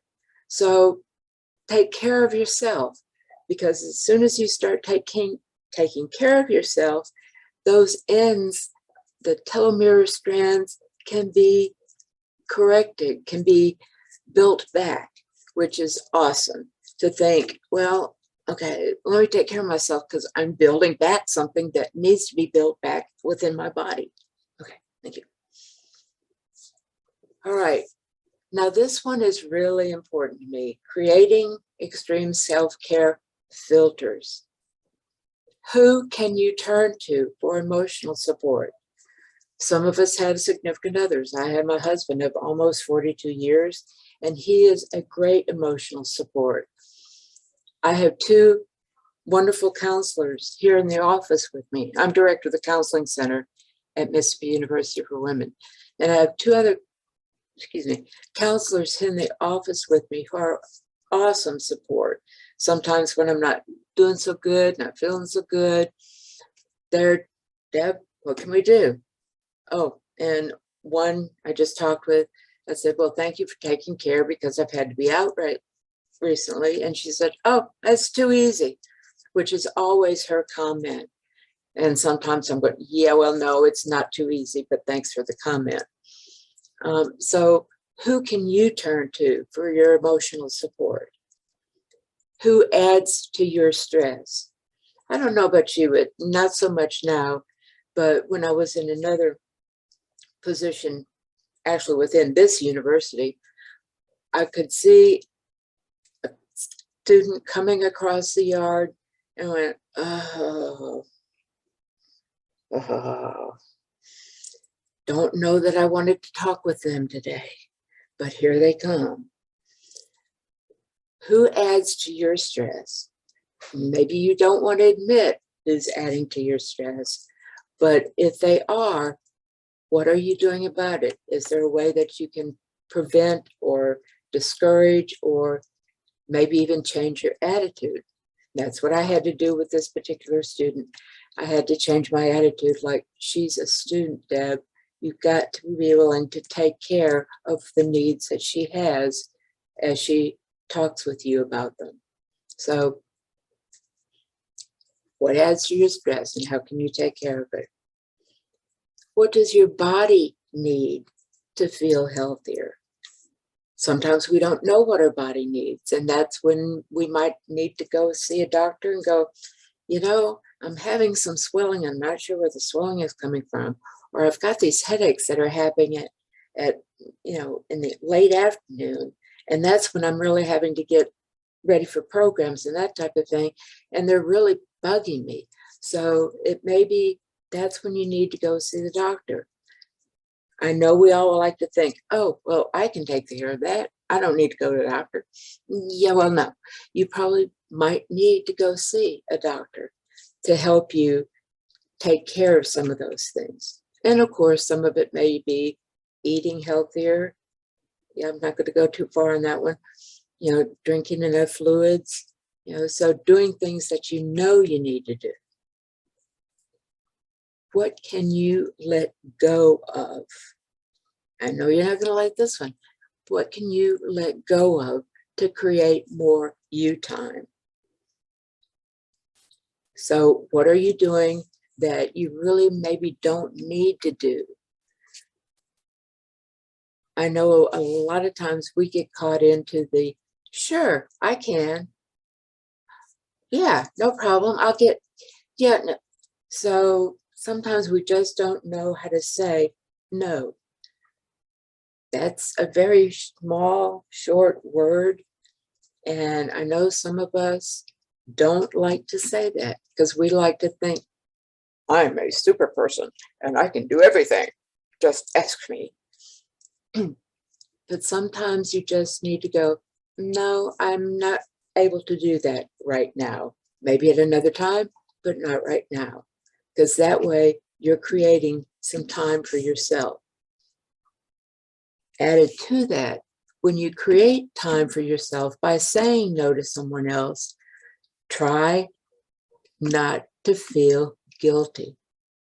You deserve that time for yourself. Do not feel guilty. Are you hearing me? Do not feel guilty. You need that time for yourself. And that's when hopefully the people that support you emotionally can say, no, you don't need to do that. you need you time?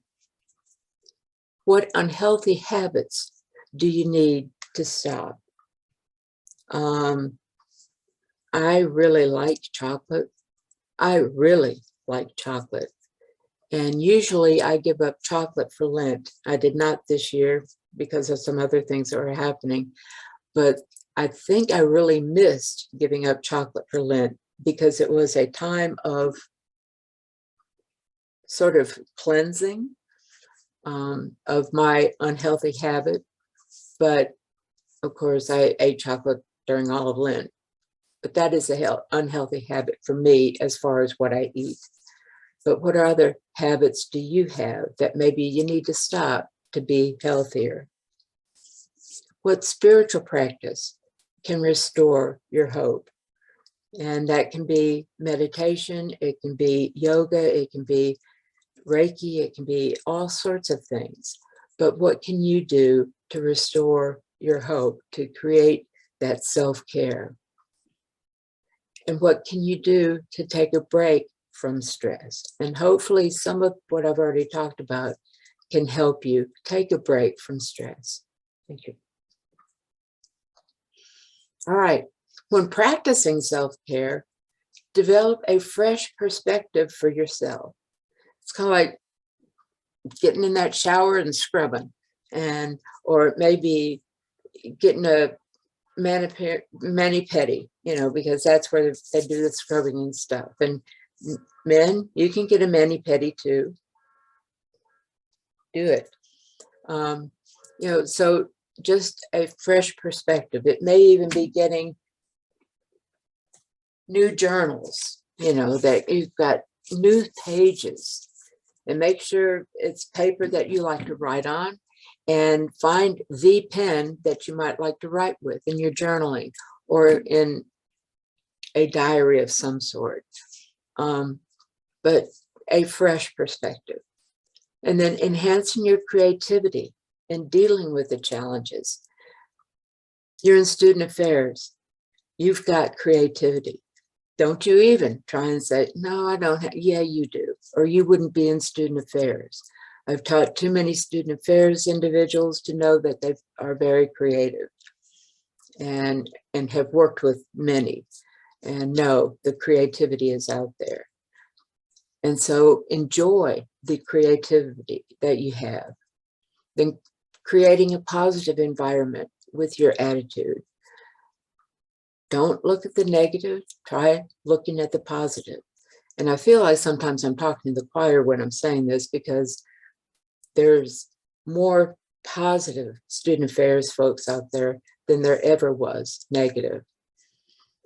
And continue to build your self-confidence. And that's what practicing self-care can help, is building self-confidence. Feeling balanced and having a sense of well-being. Utilizing coping mechanisms, which we've talked about some already, and we'll talk about a few more. And then becoming a healthier you. Okay, thank you. All right, more benefits of self-care. Improve personal relationships. There may be those relationships that you're kind of, well, I'd really like to know them better or get to know them better. And so one of the things you might want to do is, ask them, hey, you want to go have a cup of coffee, or ask them for lunch, or join them for lunch, or ask them to join you for lunch. Those personal relationships. And then improve your professional relationships. Different meetings like what you're doing today. This is a professional relationships, and granted it is over Zoom, but you're still getting to know people. Since I became director of the counseling center, there's different meetings that I am involved in that I have never been involved in before. So I get to see all those people, and it's been really interesting getting to know them as professionals. Yeah, they are, but also as a professional relationship. And then improve your self-perception. How do you see yourself? One of the things that I just heard this morning as on television is when you meet someone, how do you present yourself? Because with Zoom, this is the only way sometimes we'll ever know anybody or see anybody. So how do you present yourself? And they were saying like the first 10 seconds that you say hello are very important. So instead of like, hey, or hello, it's hello, and they were talking about using the breath out to say hello instead of the breath in. I thought that was really interesting. But how do you perceive yourself? And then tapping into your healing potential. How do you heal? That's something that's important when you're going through life. Owning a powerful presence. It's interesting when we're happening in a group, and you'll see that one person walk in and everything kind of goes silent. Not that you're expecting them to say anything, but it's kind of like they have a presence when they walk in. And from the experiences that I've had, a lot of times the student affairs person walking in is that powerful presence. So you may not realize it, but get those supportive people and ask them, how do you see myself? How do you see myself? Sorry, how do you see me? Do I present power? Am I a powerful presence? And then optimizing integrity and dignity. Those are two words that we can't fail to do. Integrity and dignity. Thank you. All right, transforming stressors. First of all, define the stressor, then reframe your stressor as an opportunity. I think a lot of times we go, and just hate that stress. Then identify resources to make them opportunities. Implement an action plan. What you're going to do? Okay, the stress is here. You've identified the opportunity. Here are the resources, and here's the action plan. But then finally, you get to celebrate when what you did turned out like you wanted it. It may even be turning a crisis into success. We as counselors sometimes have the crisis, but then it's always wonderful when we see the success. Okay, learning how to manage stressors. Again, maintain a daily planner for personal and professional life. I think one of the things that has happened is our planner has become, and I can't even find my phone, there it is, has become our phone. And even though that's necessary, believe me, it's necessary. I think what's interesting is I still carry my planner and use everything, not everything, but all my appointments in a planner. Not that I'm so special, but it helps me stay focused. Of course, if I lose my planner, yeah. But it's neat to have something that I know. Journal as a mental release. And that's where, one of the things hopefully you've gotten is a journal, again, that you like the paper, that you like the pens, and because that can be a mental release for sure. Do not make promises you cannot keep. And that's where saying no can come in. You might want to do something so bad because they've never asked you to before, and they may not ask you again, but if they've asked you, then they're going to ask you again. So even if you do say no, they're still going to ask you, but don't make promises that you cannot keep. Look at your time. Look at what's happening around you. Practice open communication with everyone. And of course, one of the things about open communication is asking questions that can be answered with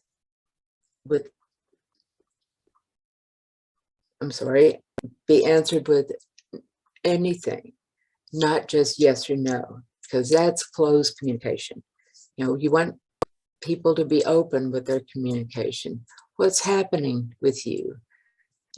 How have you come to this? What are you doing different? Boy, that's really exciting. How did you come up with that answer, that chore? Think before you speak and react. So think before you speak and react, because sometimes our mouth goes in gear before our mind does. That's where, when you need to answer something, just kind of lean back and take a breath, think, and then react. Breathing exercises for mental clarity. And that's just, breath work is very important. Breathing in, holding it for 7, and then breathing out for 8. Breathing in for 4 counts, holding it for 7, and breathing out for 8. So that can really help for clarifying and just clearing out whatever's happening mentally. Avoid high risk behaviors. I know sometimes some of us like to do things that are somewhat can be risky. I'm a licensed scuba diver and also a licensed private pilot. Not that I fly much anymore, but sometimes people think, well, those are risky behaviors. Well, but they're a lot of fun. But make sure you know how to do those behaviors. And if it's too high risk, you might want to avoid them. Have a positive outlook. Again, talking positive language, not negative. Meditation for peace, clarity, and answers to problems. Thank you. Okay. Creating a healing environment. Look at your environment. When someone walks in, what do they think? Is it a sterile environment? Are people, one of the things about the counseling center here at MEW is we're actually in a little house. It's the little blue house. And so it was and is still a house, but each of us have a bedroom as our office. And of course, we've taken the kitchen out and made that an office, but it feels homey when you come in here. So most of the time students come in and they feel very relaxed. And of course, we do have music going and there's laughter going on, and we have, don't tell anybody, but sometimes we have candles burning, or we have some way of getting an aroma out. Pet therapy, that was one of the things we would have liked to have done, but haven't been able to do. Or a joke of the day, quote of the day, meditation, creating a peaceful room. We don't have room for a meditation room because we don't have another bedroom that we can use. Prayer is also a healing environment. That's one of the things, if indeed a student has talked about their spiritual goals, and I might ask them, would you like to pray? I'm a counselor who happens to be a Christian, not a Christian counselor, but sometimes that's very much a part of what a student needs. But I will only do that should they ask. But then even attending a church or a synagogue, that healing environment, because that will heal you. Thank you. Be compassionate to yourself. Research indicates self-compassion reduces depression, anxiety, and increases happiness. Woo-hoo. Remind yourself, you are human. Just like everybody else up there, you're human. Let yourself, when you've gotten something wrong or whatever, let yourself off the hook. Don't treat yourself so badly. Be realistic about what you can accomplish in the day. Sometimes we have our to-do list and we get very frustrated at the end of the day. I didn't get that done, I didn't get that done, I didn't get that done. That's where you go, well, sometimes those are for another day. And don't feel so bad about yourself. Take a break whenever you feel stressed. Limit your exposure to people who stress you out. We've talked about that already. Spend more time with your pet if you got one. I have, and love all of them. So sometimes that really helps. Take time to admire nature. Go out for a walk. Or take a 20-minute power nap. I've got a couch back here and it sleeps pretty good for 20 minutes and sometimes maybe even a little longer. But be compassionate to yourself. Thank you.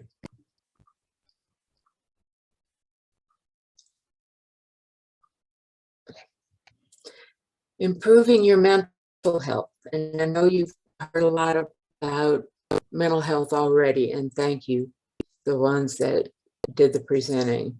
So have to put a little bit of mental health stuff in here. Practice gratitude. It leads to improved immune functions. Do more of the things you love. Greater satisfaction in life. Appreciate the beauty around you.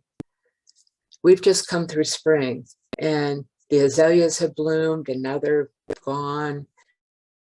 And the redbud and dogwood trees, and it's just been beautiful here in Columbus. And of course, we've had pilgrimage, which has been wonderful too, because it did happen while the flowers were blooming. But it's just awesome to be able to go out and appreciate the beauty around you. Practice mindfulness as it improves mental wellness. Use reframing to be more positive. Again, journal negative emotions to practice letting go.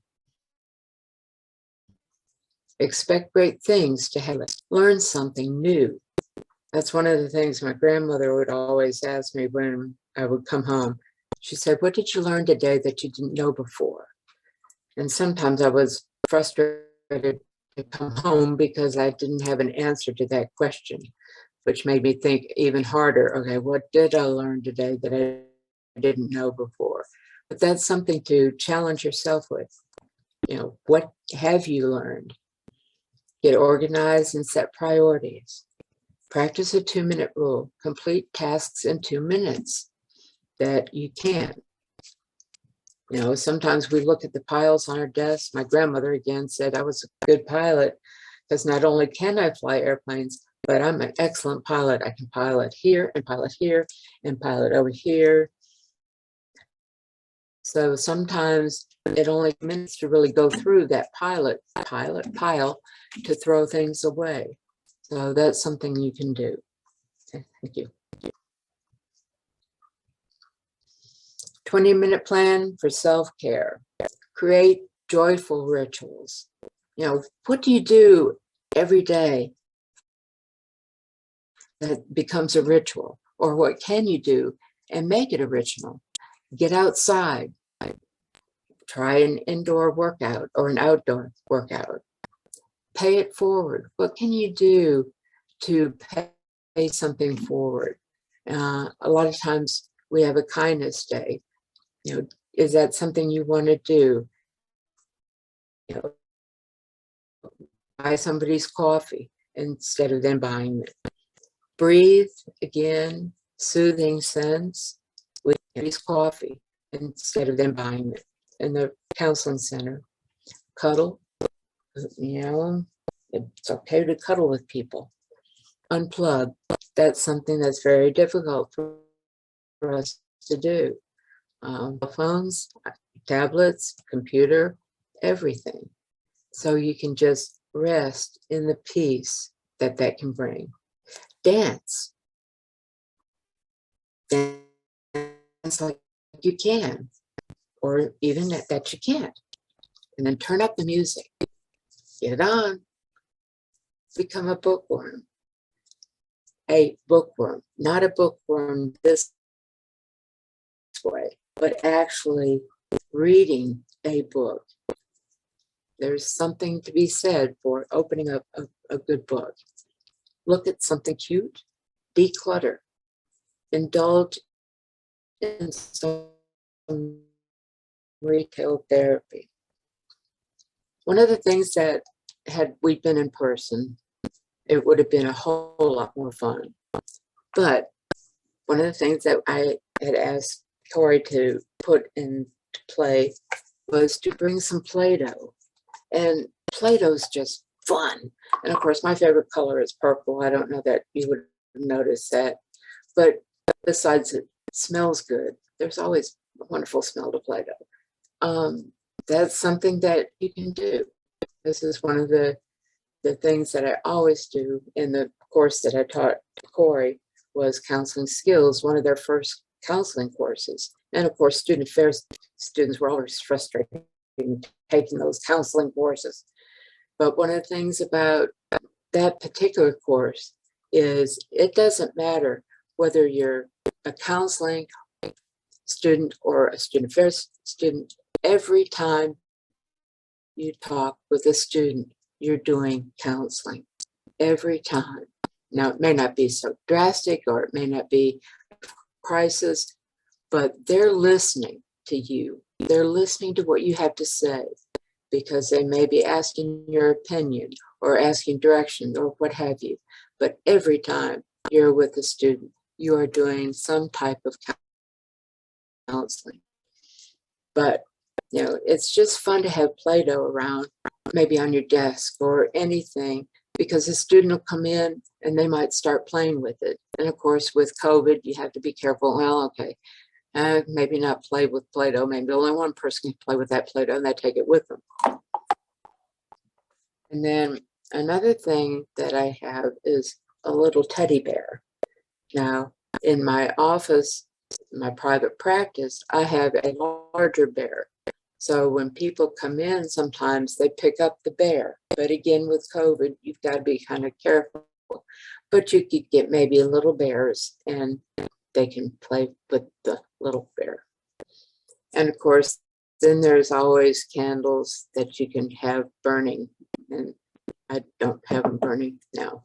But there's a whole slew of things that you can do for stress relief or to have available and make little packages of them. So these are just some of the things for self-care and ways to kind of fill your bucket or maybe even empty your bucket as days go on. So thank you all. This has been very good, Dr. Wells. And so, Catherine, do we have any questions in the comments? With my screen share, I don't see that right now. You are good. Not yet, but if anybody on the call has any questions regarding self-care, please feel free to drop those into the chat or to pop those into the Q&A.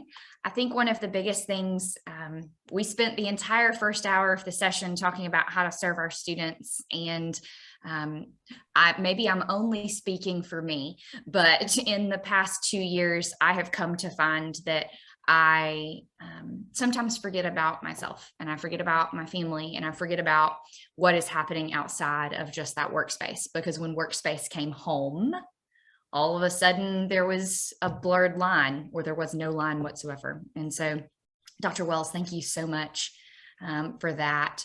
And we have a comment. You have a wonderful and relaxing voice, Kara says, Dr. Wells. Thank you so much for this presentation on self-care. Kara, thank you. And yeah, any comments, any questions, y'all feel free to pop them in. If not, it's totally fine. But Dr. Wells, thank you for spending some time with us today. Dr. Wells, I do have a question.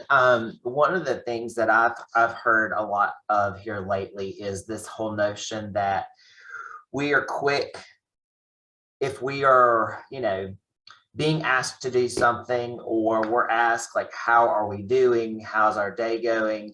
Sometimes the simple phrase of I'm fine has really become a buzzword or buzz phrase rather, that doesn't necessarily equate to you actually feeling fine. Do you have, because we do have so many that are on the call that are on the high school side and they are navigating this college search process for their students, juggling their personal lives, juggling professional lives. What are your thoughts on that buzz phrase of "I'm fine"?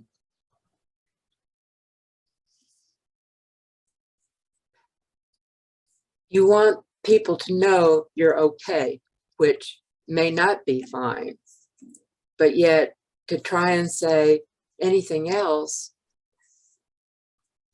saying something else may be, you know, I'm doing okay. Thank you for asking. Or things are happening. Things are busy. Thank you for asking. You know, because not everything needs to be fine. But if people are truly asking you, how are you? You can actually say, things are chaotic right now, but I'm making it. You know, so it does a little bit more thinking on our part instead of going, I'm fine, or I'm okay, you know, to let them know it is okay to say what you're really going through. And it may scare people because the person that's asking you, if you say, well, I'm pretty busy, but I'm okay, they might be expected to say something besides, oh, okay.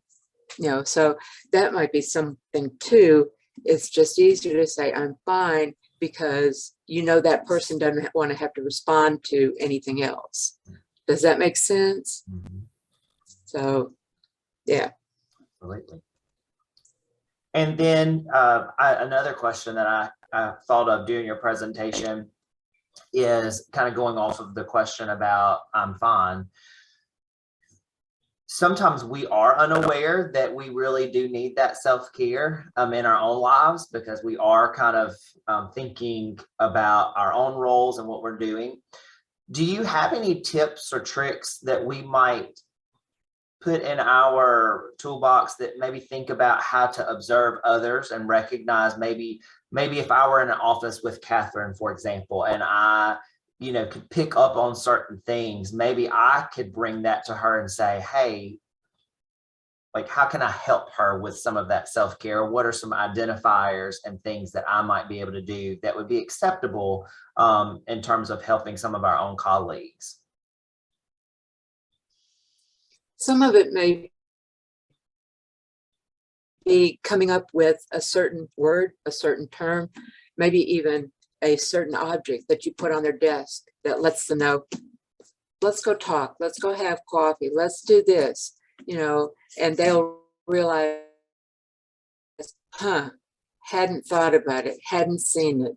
You know, I've been doing everything that I knew I needed to do and got lost in all of it. So thank you. Let's go do whatever, you know, so it's not like, okay, you can't do that, you know, so it's like a hint, which a lot of times is easier than saying, all right, but instead of button up buttercup, you know, let's go do something. Did that make sense? Sort of. Absolutely. I think for me also, I've tried, you know, Corey, to that question of, you know, how are you doing? I've tried to be a lot more intentional about asking that question, just because when somebody does respond with, oh, I'm doing okay. Like, okay, but that's great. But how are you actually doing? You know, just because I know that I respond with that so often. Oh, I'm doing great. But am I really internally doing great? Or do I just really like not think that they actually care, you know? And so I'm just throwing that out. So I think that's another thing that, you know, we can be intentional about, is remembering that if I respond really casually, yeah, I'm doing okay, I'm doing fine, and I don't really mean it, then other people, you know, are as well, and to just be intentional about that. So, well, thank you. Catherine, that's one of the things that a lot of times when people say I'm doing okay, I kind of look at them and go, and yeah, because all of us have that intuition. So part of it is using that intuition and going the second step. Absolutely. Well, thank you so much, Dr. Wells. Corey, maybe this is a good time. Do we want to go ahead and maybe take a break before our Sure. final session? Absolutely. Absolutely. Yeah, Dr. that'd be great. Wells, you are awesome. Thank you. Yes. Thank you. You're There are welcome. 71 other people that are clapping right now as well, but you Well, can hear my claps. Thank you so much. I've you. enjoyed being with you. Great. Thank you so much. Have a great rest of your day. Thank you, sir. So yeah, I think this is a great time for just a small break. We have two of our colleagues that are a part of SACAC that will be joining us here in a little bit to tell you who SACAC is, especially for those of you who may be joining the call and are not currently members, or this is your first time to tune in to a SACAC related event. We'll have them joining us, I believe, at 10:50. Unless they hop on a little early, and we might get started with that portion earlier. But how about we take about 10 minutes to take a little break, take a breather, walk around, practice some of these self-care tips at your leisure here, and then we will join back up in about 10 minutes. Awesome.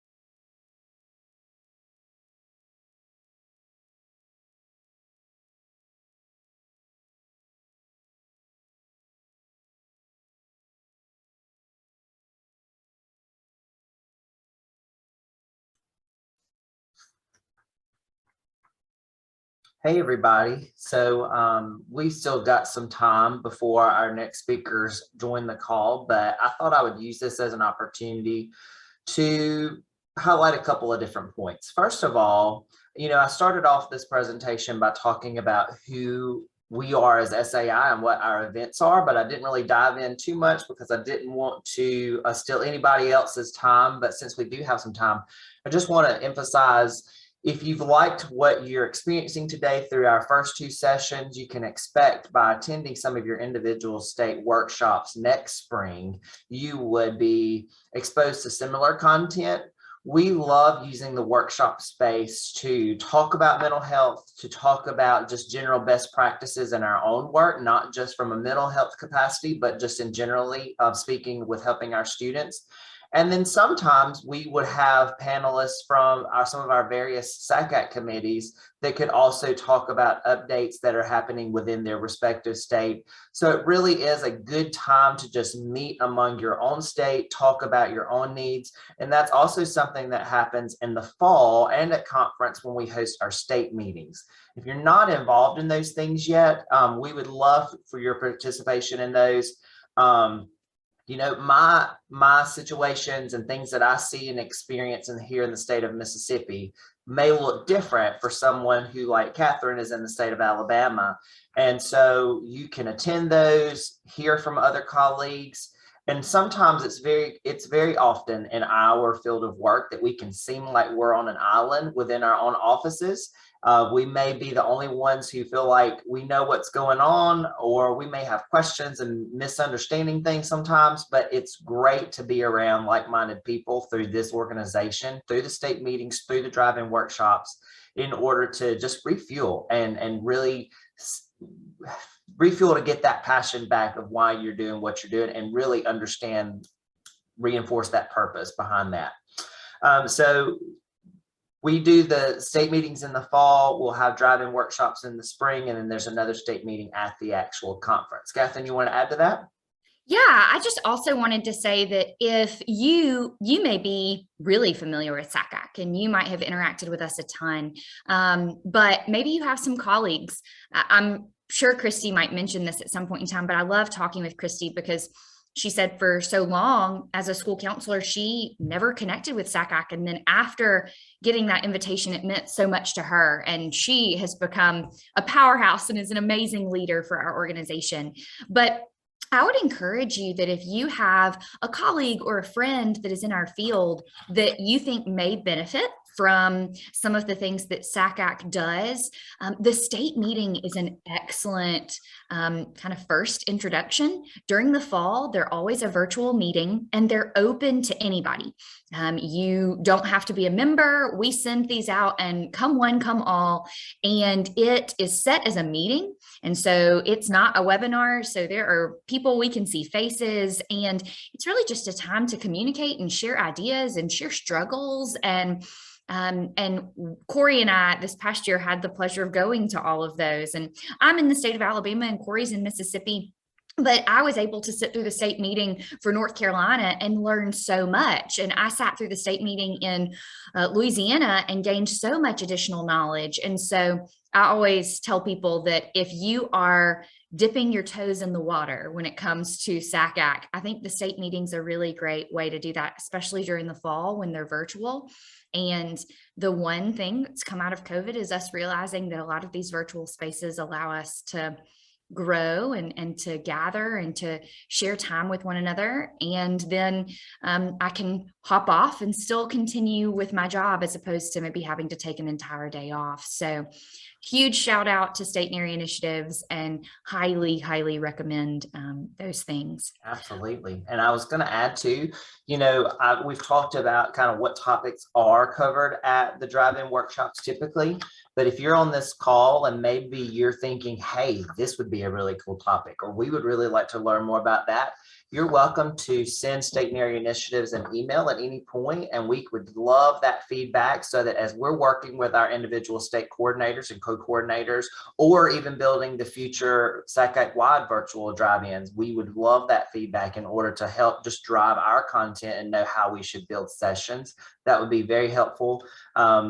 Catherine, while I'm talking, if you want to type in the email address for state and area initiatives, that would be where we could get that information from you in order to build the best sessions possible. That would be useful. But then also we want to be conscious that we are able to build sessions that also award clock hours, NBCC clock hours too. So any type of topic that could lean in that direction, we would love to include that. Also want to give a selfless plug for some other things that are on the horizon for SACAC right now. I hope I'm not diving into any of our next presenters' content here by saying this, but we have another amazing workshop taking place next week, actually. There will actually be a mini camp college offered on April 26th, and it is 7 to 8 o'clock Eastern Standard Time. And so it is a virtual event, and we would love for you, if you feel so inclined, to share that link and that registration information with your students and maybe some of your parents, because these workshops are geared towards those, and those students and parents have the ability to participate in that and lean into that information. It's virtual, it's free, but next Tuesday's event is going to be really useful right now. It's called, they're doing a session on college essay writing and kind of forming an activities list. So that would be very useful for your students and parents potentially. So definitely share that information. If you need the registration information for that or want to learn more about that, you can find it on the SACAC website. There is a calendar of events underneath the professional development tab that you could look for that event and all other future events that SACAC will be hosting later on. And in that vein, if we have anybody on the call right now from South Carolina or North Carolina, there are some state advocacy days coming up next Thursday and Friday. Next Thursdays is South Carolina's, and then next Friday is North Carolina's. And so going back to similar what we talk about with our state meetings, the advocacy days are wonderful resources for getting involved in the state policies that are happening within your respective state that affects higher education, high school students, education in general, and to really be a change agent and be a part of that conversation is very useful. And again, going back to, yes, there's some positive reinforcements from COVID. Those days a lot of them are offered as virtual events now. So there's no need to go to your state capital in some states. And so definitely both of those that are happening next week are virtual. And so again, more information and registration information is located there. And I think Catherine's already dropped the link in here if you want to know more about that. Yeah, so thank you for doing that, Catherine.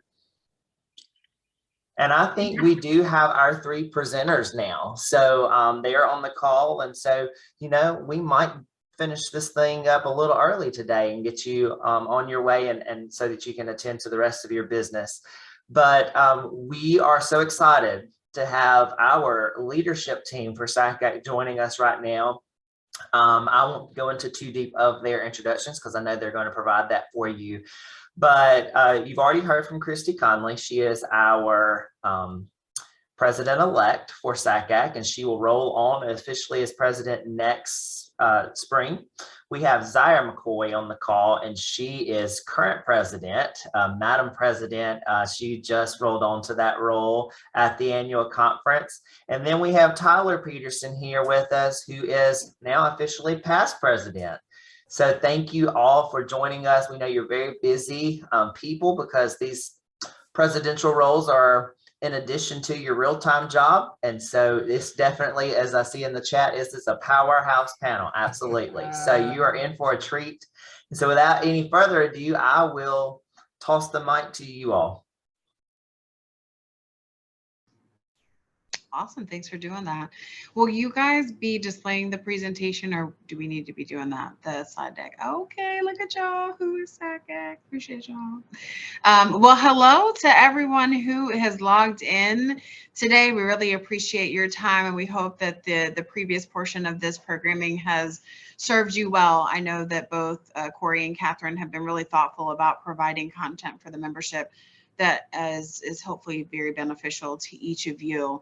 Now, if my memory serves me correctly, as we saw some of the registrants for this webinar, many of you are SACAC veterans. So we hope that what we're sharing is nothing new to you, but certainly want to provide a quick overview, right, of who is SACAC for those of you who may not be as familiar. And as Corey mentioned, I'm joined here by our amazing presidential team, and I'm excited that you got to hear from our president-elect already in the previous session.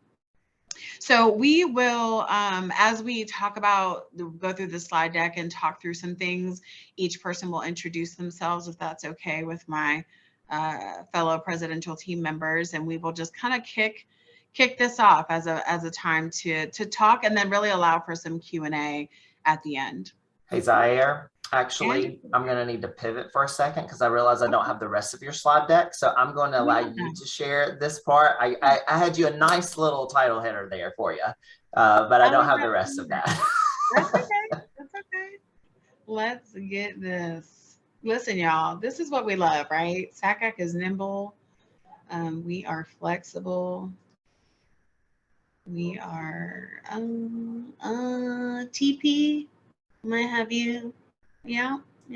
Teamwork. Yep. I'll get you. All right. Hey, while you're pulling that up, I see we have a hand raised from Glenda. Do you have a question or a comment while they pull that up? Hello. I hope you're coming on so I can see your face, if this is the Glenda Atkinson that I know. Maybe just a high five. You're on mute, Glenda, if you wanted to say something, right? High five right back to you. I was just saying hello. It's so good to see you. So good to see you too. So good to see you too. Can someone give me screen sharing access, please?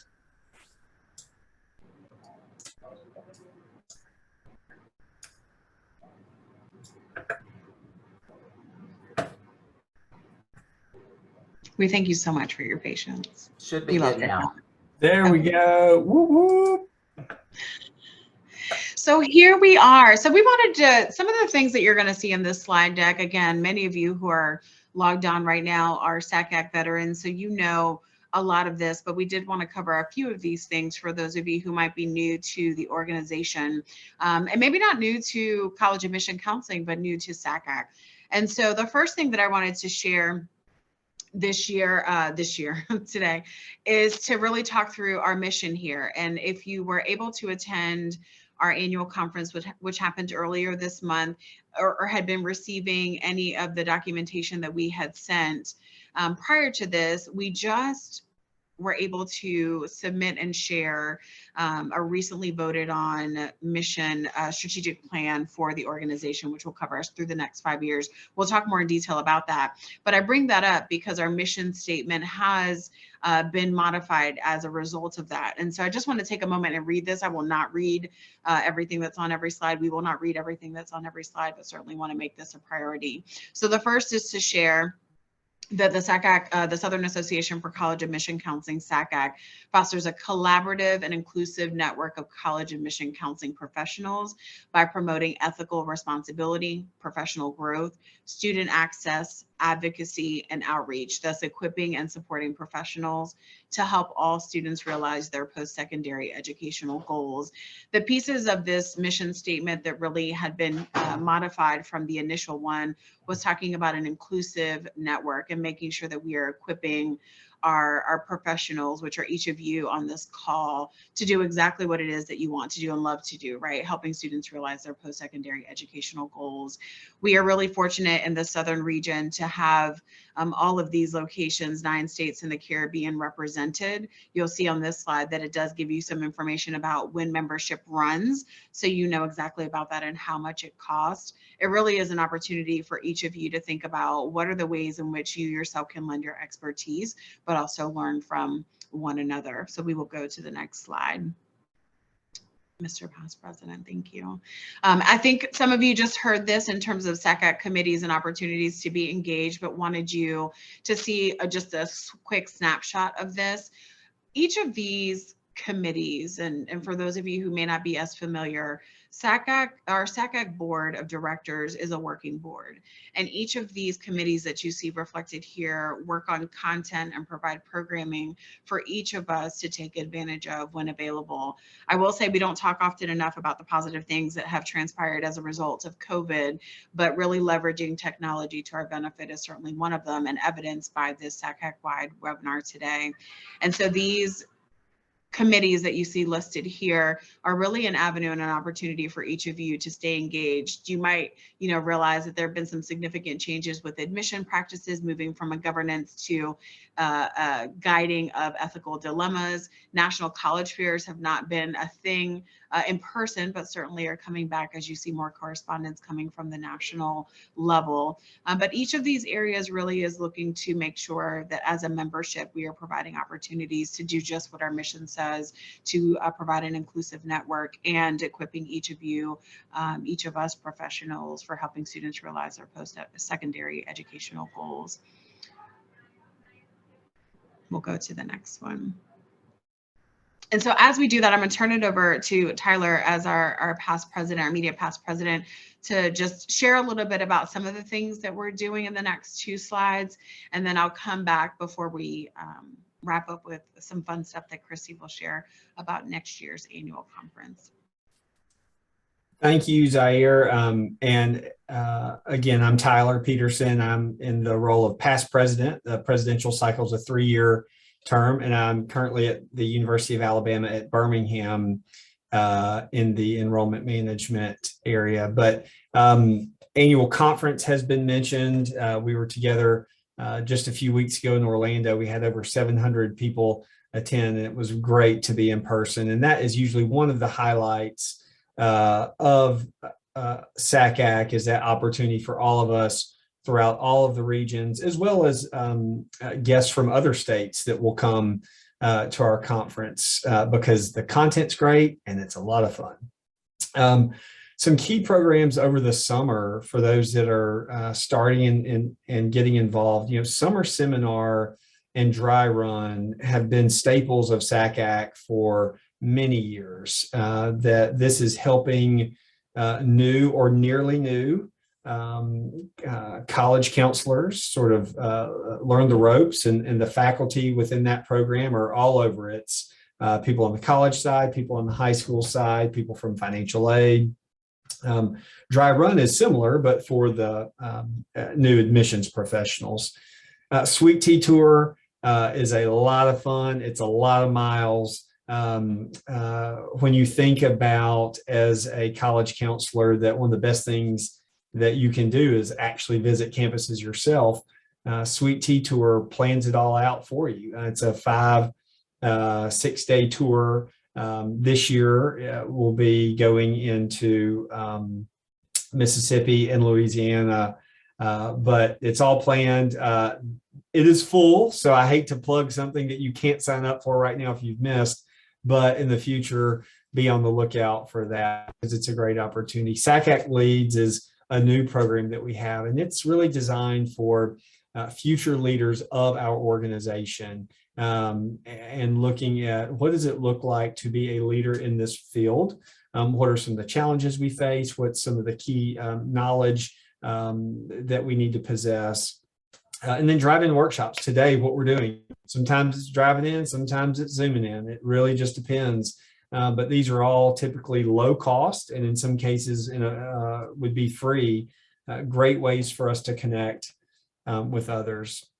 We're excited to bring back legislative days on a more in-person format, we hope, this next year. Usually that's a partnership along with NACAC that allows us to sort of learn about legislative programs, and even in some cases participate in lobbying on the state level, and then historically have also done this in DC as well.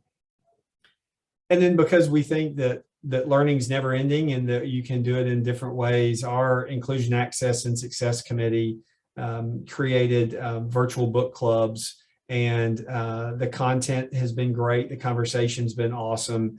And so this fall we read Cast by Isabella Wilkerson or Isabel. I apologize if I got the first name incorrect. And then Talking with Strangers is the book for spring by Malcolm Gladwell. So a couple of things there. And then going back to what Zaire mentioned earlier about our strategic plan and our new mission is that in short, I want to share these 4 goals because these are the goals that are going to drive us for the next 5 years. And that's that we want to be an expert in all things related to college admissions counseling, and that we want to do it exceptionally well. We want to be a connector. We want to connect those of us that are working in this field. We want to create an environment of belonging where people matter, and that we are doing that with not just our current members that are on here, but prospective members as well. That how are we modeling this behavior and connecting others in this field? We want to educate people, and that is education from us. That is regardless of how old you are, how long you've been in this field, you can always continue to learn. But it's also how do we educate others that maybe are not as closely tied to the work that we do in learning more about the role of college admissions counseling, and then advocating for those areas that are important. You know, how will we advocate for student-centered, student-focused pathways that really matter and can make a huge difference in our field? So those are our 4 strategic goals that will be driving the next 5 years of our organization. And then just a couple other things I heard Corey mention, a college admission workshop coming up later on this month. Those are great opportunities for students that you may be working with. And then we also have opportunities that if you look at SACAC and you say that, you know, a barrier for attending a conference or attending a program is money, there are some things that we offer through the Horizon Award Counselor Participation Fund, and in some cases extend the Dream Grant, that we do feel like it's important for us to strategically support and to give back where available. So again, just a high level sort of overview of how SACAC also tries to support members in order to attend many of these events. Thanks, Tyler. So as we talked about the strategic plan that was just unveiled and approved, and of those areas that you see there, the one way for us, one of the many ways that we can make that happen is for each of you to get involved. You're welcome to be at that next slide. You're perfectly fine to be involved. And if you were able to attend the annual conference this year, then you saw something very similar to this in the first time attendees session. And so we certainly encourage each of you, as you're thinking about ways to get involved, to be engaged, but also to talk about what SACAC is doing. We truly need each of you who are logged on here as a way to distribute the information that's happening about SACAC. We clearly are a membership organization that are made up of extremely dedicated volunteers. We do have one executive assistant, one paid staff member, and that's the amazing Diana McAfee. And while we have Diana, we certainly have each of these individuals, as I talked about earlier, the working board member, board of directors, us here as the presidential team to help navigate some of these conversations. But truly, as we aim to accomplish those strategic planning goals, right, to become an expert and to connect, educate, and advocate, we need each of you to do that. And as I think about this upcoming year, a lot of our work will be guided by the work of the outline of the strategic plan. But I want you guys to pause and think about this. If you've been in this work for, a year or less, know that what you've learned so far in this year is more than what you're going to give yourself credit for. If you've been in this industry for over 3 to 5 years, over 5, 10 years, 15, 20, if you are a lifer, know that anything and everything that you've done can contribute to the overall and collective work of SACAC. And so this year, I want to challenge each of you to think about, maybe I'm not a part of a committee, and maybe I'm not chairing a committee, because leadership doesn't have to be manifested by way of a title. But I do want each of you to think about, what is a skill set that I have? What is some information that I've learned that I could think about presenting at a college admission workshop, or maybe it's a drive-in workshop, and maybe it's presenting at a conference, which may or may not be possible. But what are the ways in which you can make sure that the information is shared with colleagues around our region, and honestly beyond, obviously, the world, as SACAC is one of 23 affiliates under the NACAC, the National Association for College Admission Counseling umbrella.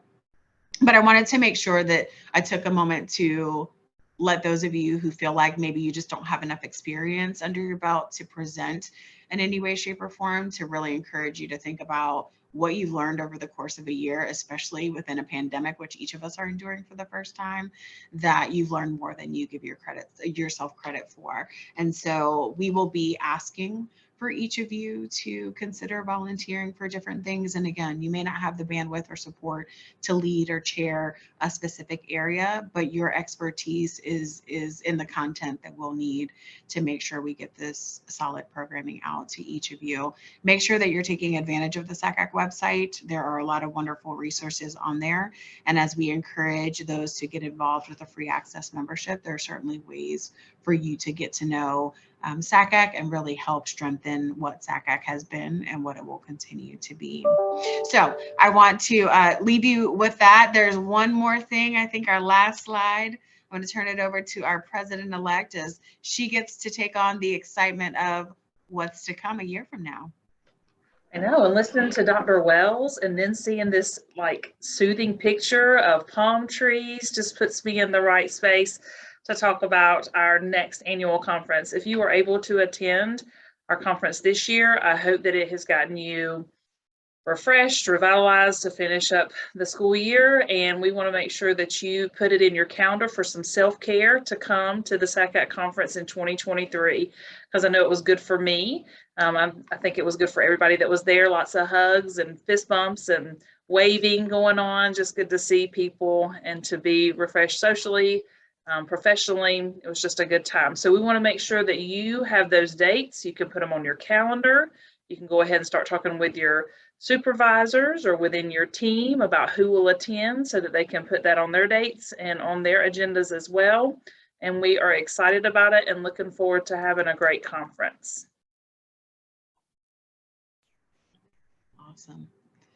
Well, for the presidential team and the Who is SACAC portion of this program, that's what we wanted to share with you all this afternoon. For me, it's still morning, I think, for you guys in Central Time. Got to get it all right. All of our time zones within the region, which are very important. But we just wanted to give you a snapshot of some of the stuff that you've already been learning about. Again, many of you logged on are seasoned SACAC members, and some of you are newer to the organization. And so we just wanted to provide some snippets and hope that you will continue to support and contribute to the work that SACAC is doing. Thank you, guys. Yes, thank you so much. That was wonderful. Well, with that concludes our drive-in workshop, our virtual drive-in workshop. We are so grateful that to everybody who has joined us. There was a question Kimberly asked in the chat, and I think it's a great one, so I will say it for everybody. If you are seeking NBCC credit for our first 2 sessions this morning, know that in the follow-up email that will come, there's going to be a link that you just need to click and submit your information to be able to get those credits. And the amazing Diana McAfee will be working on that. But know that we were really grateful for you guys engaging with us. Be on the lookout for that email, because it is going to also include the awesome resources that our counselor panel gave us at the beginning of the session. And we are hopeful that you guys will continue to engage. Corey? That is it for me. We will be in touch with you probably in regards to some of the future events. Again, you can always check that calendar of events at any time on the SACAC website to see what's happening within SACAC. But from us on the state and area initiative side, expect if you follow us on social media, we will blast out hopefully a save the date. And if you join our mailing list, you will have that as well through your email. But we will blast out a save the date for our state meetings in early fall, so sometime around Labor Day. And then you can expect to see a save the date for all of our drive-in workshops sometime around Thanksgiving. So that be on the lookout for that to see what other programs that State and Area Initiatives is actually putting on. We do hope you have a wonderful rest of your day. Thank you for joining us. See you later.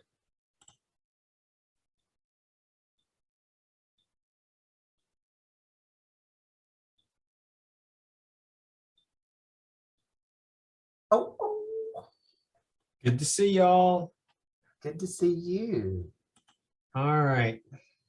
I'm going to log off now. Y'all have a great Good. one. Take care. You too. Bye.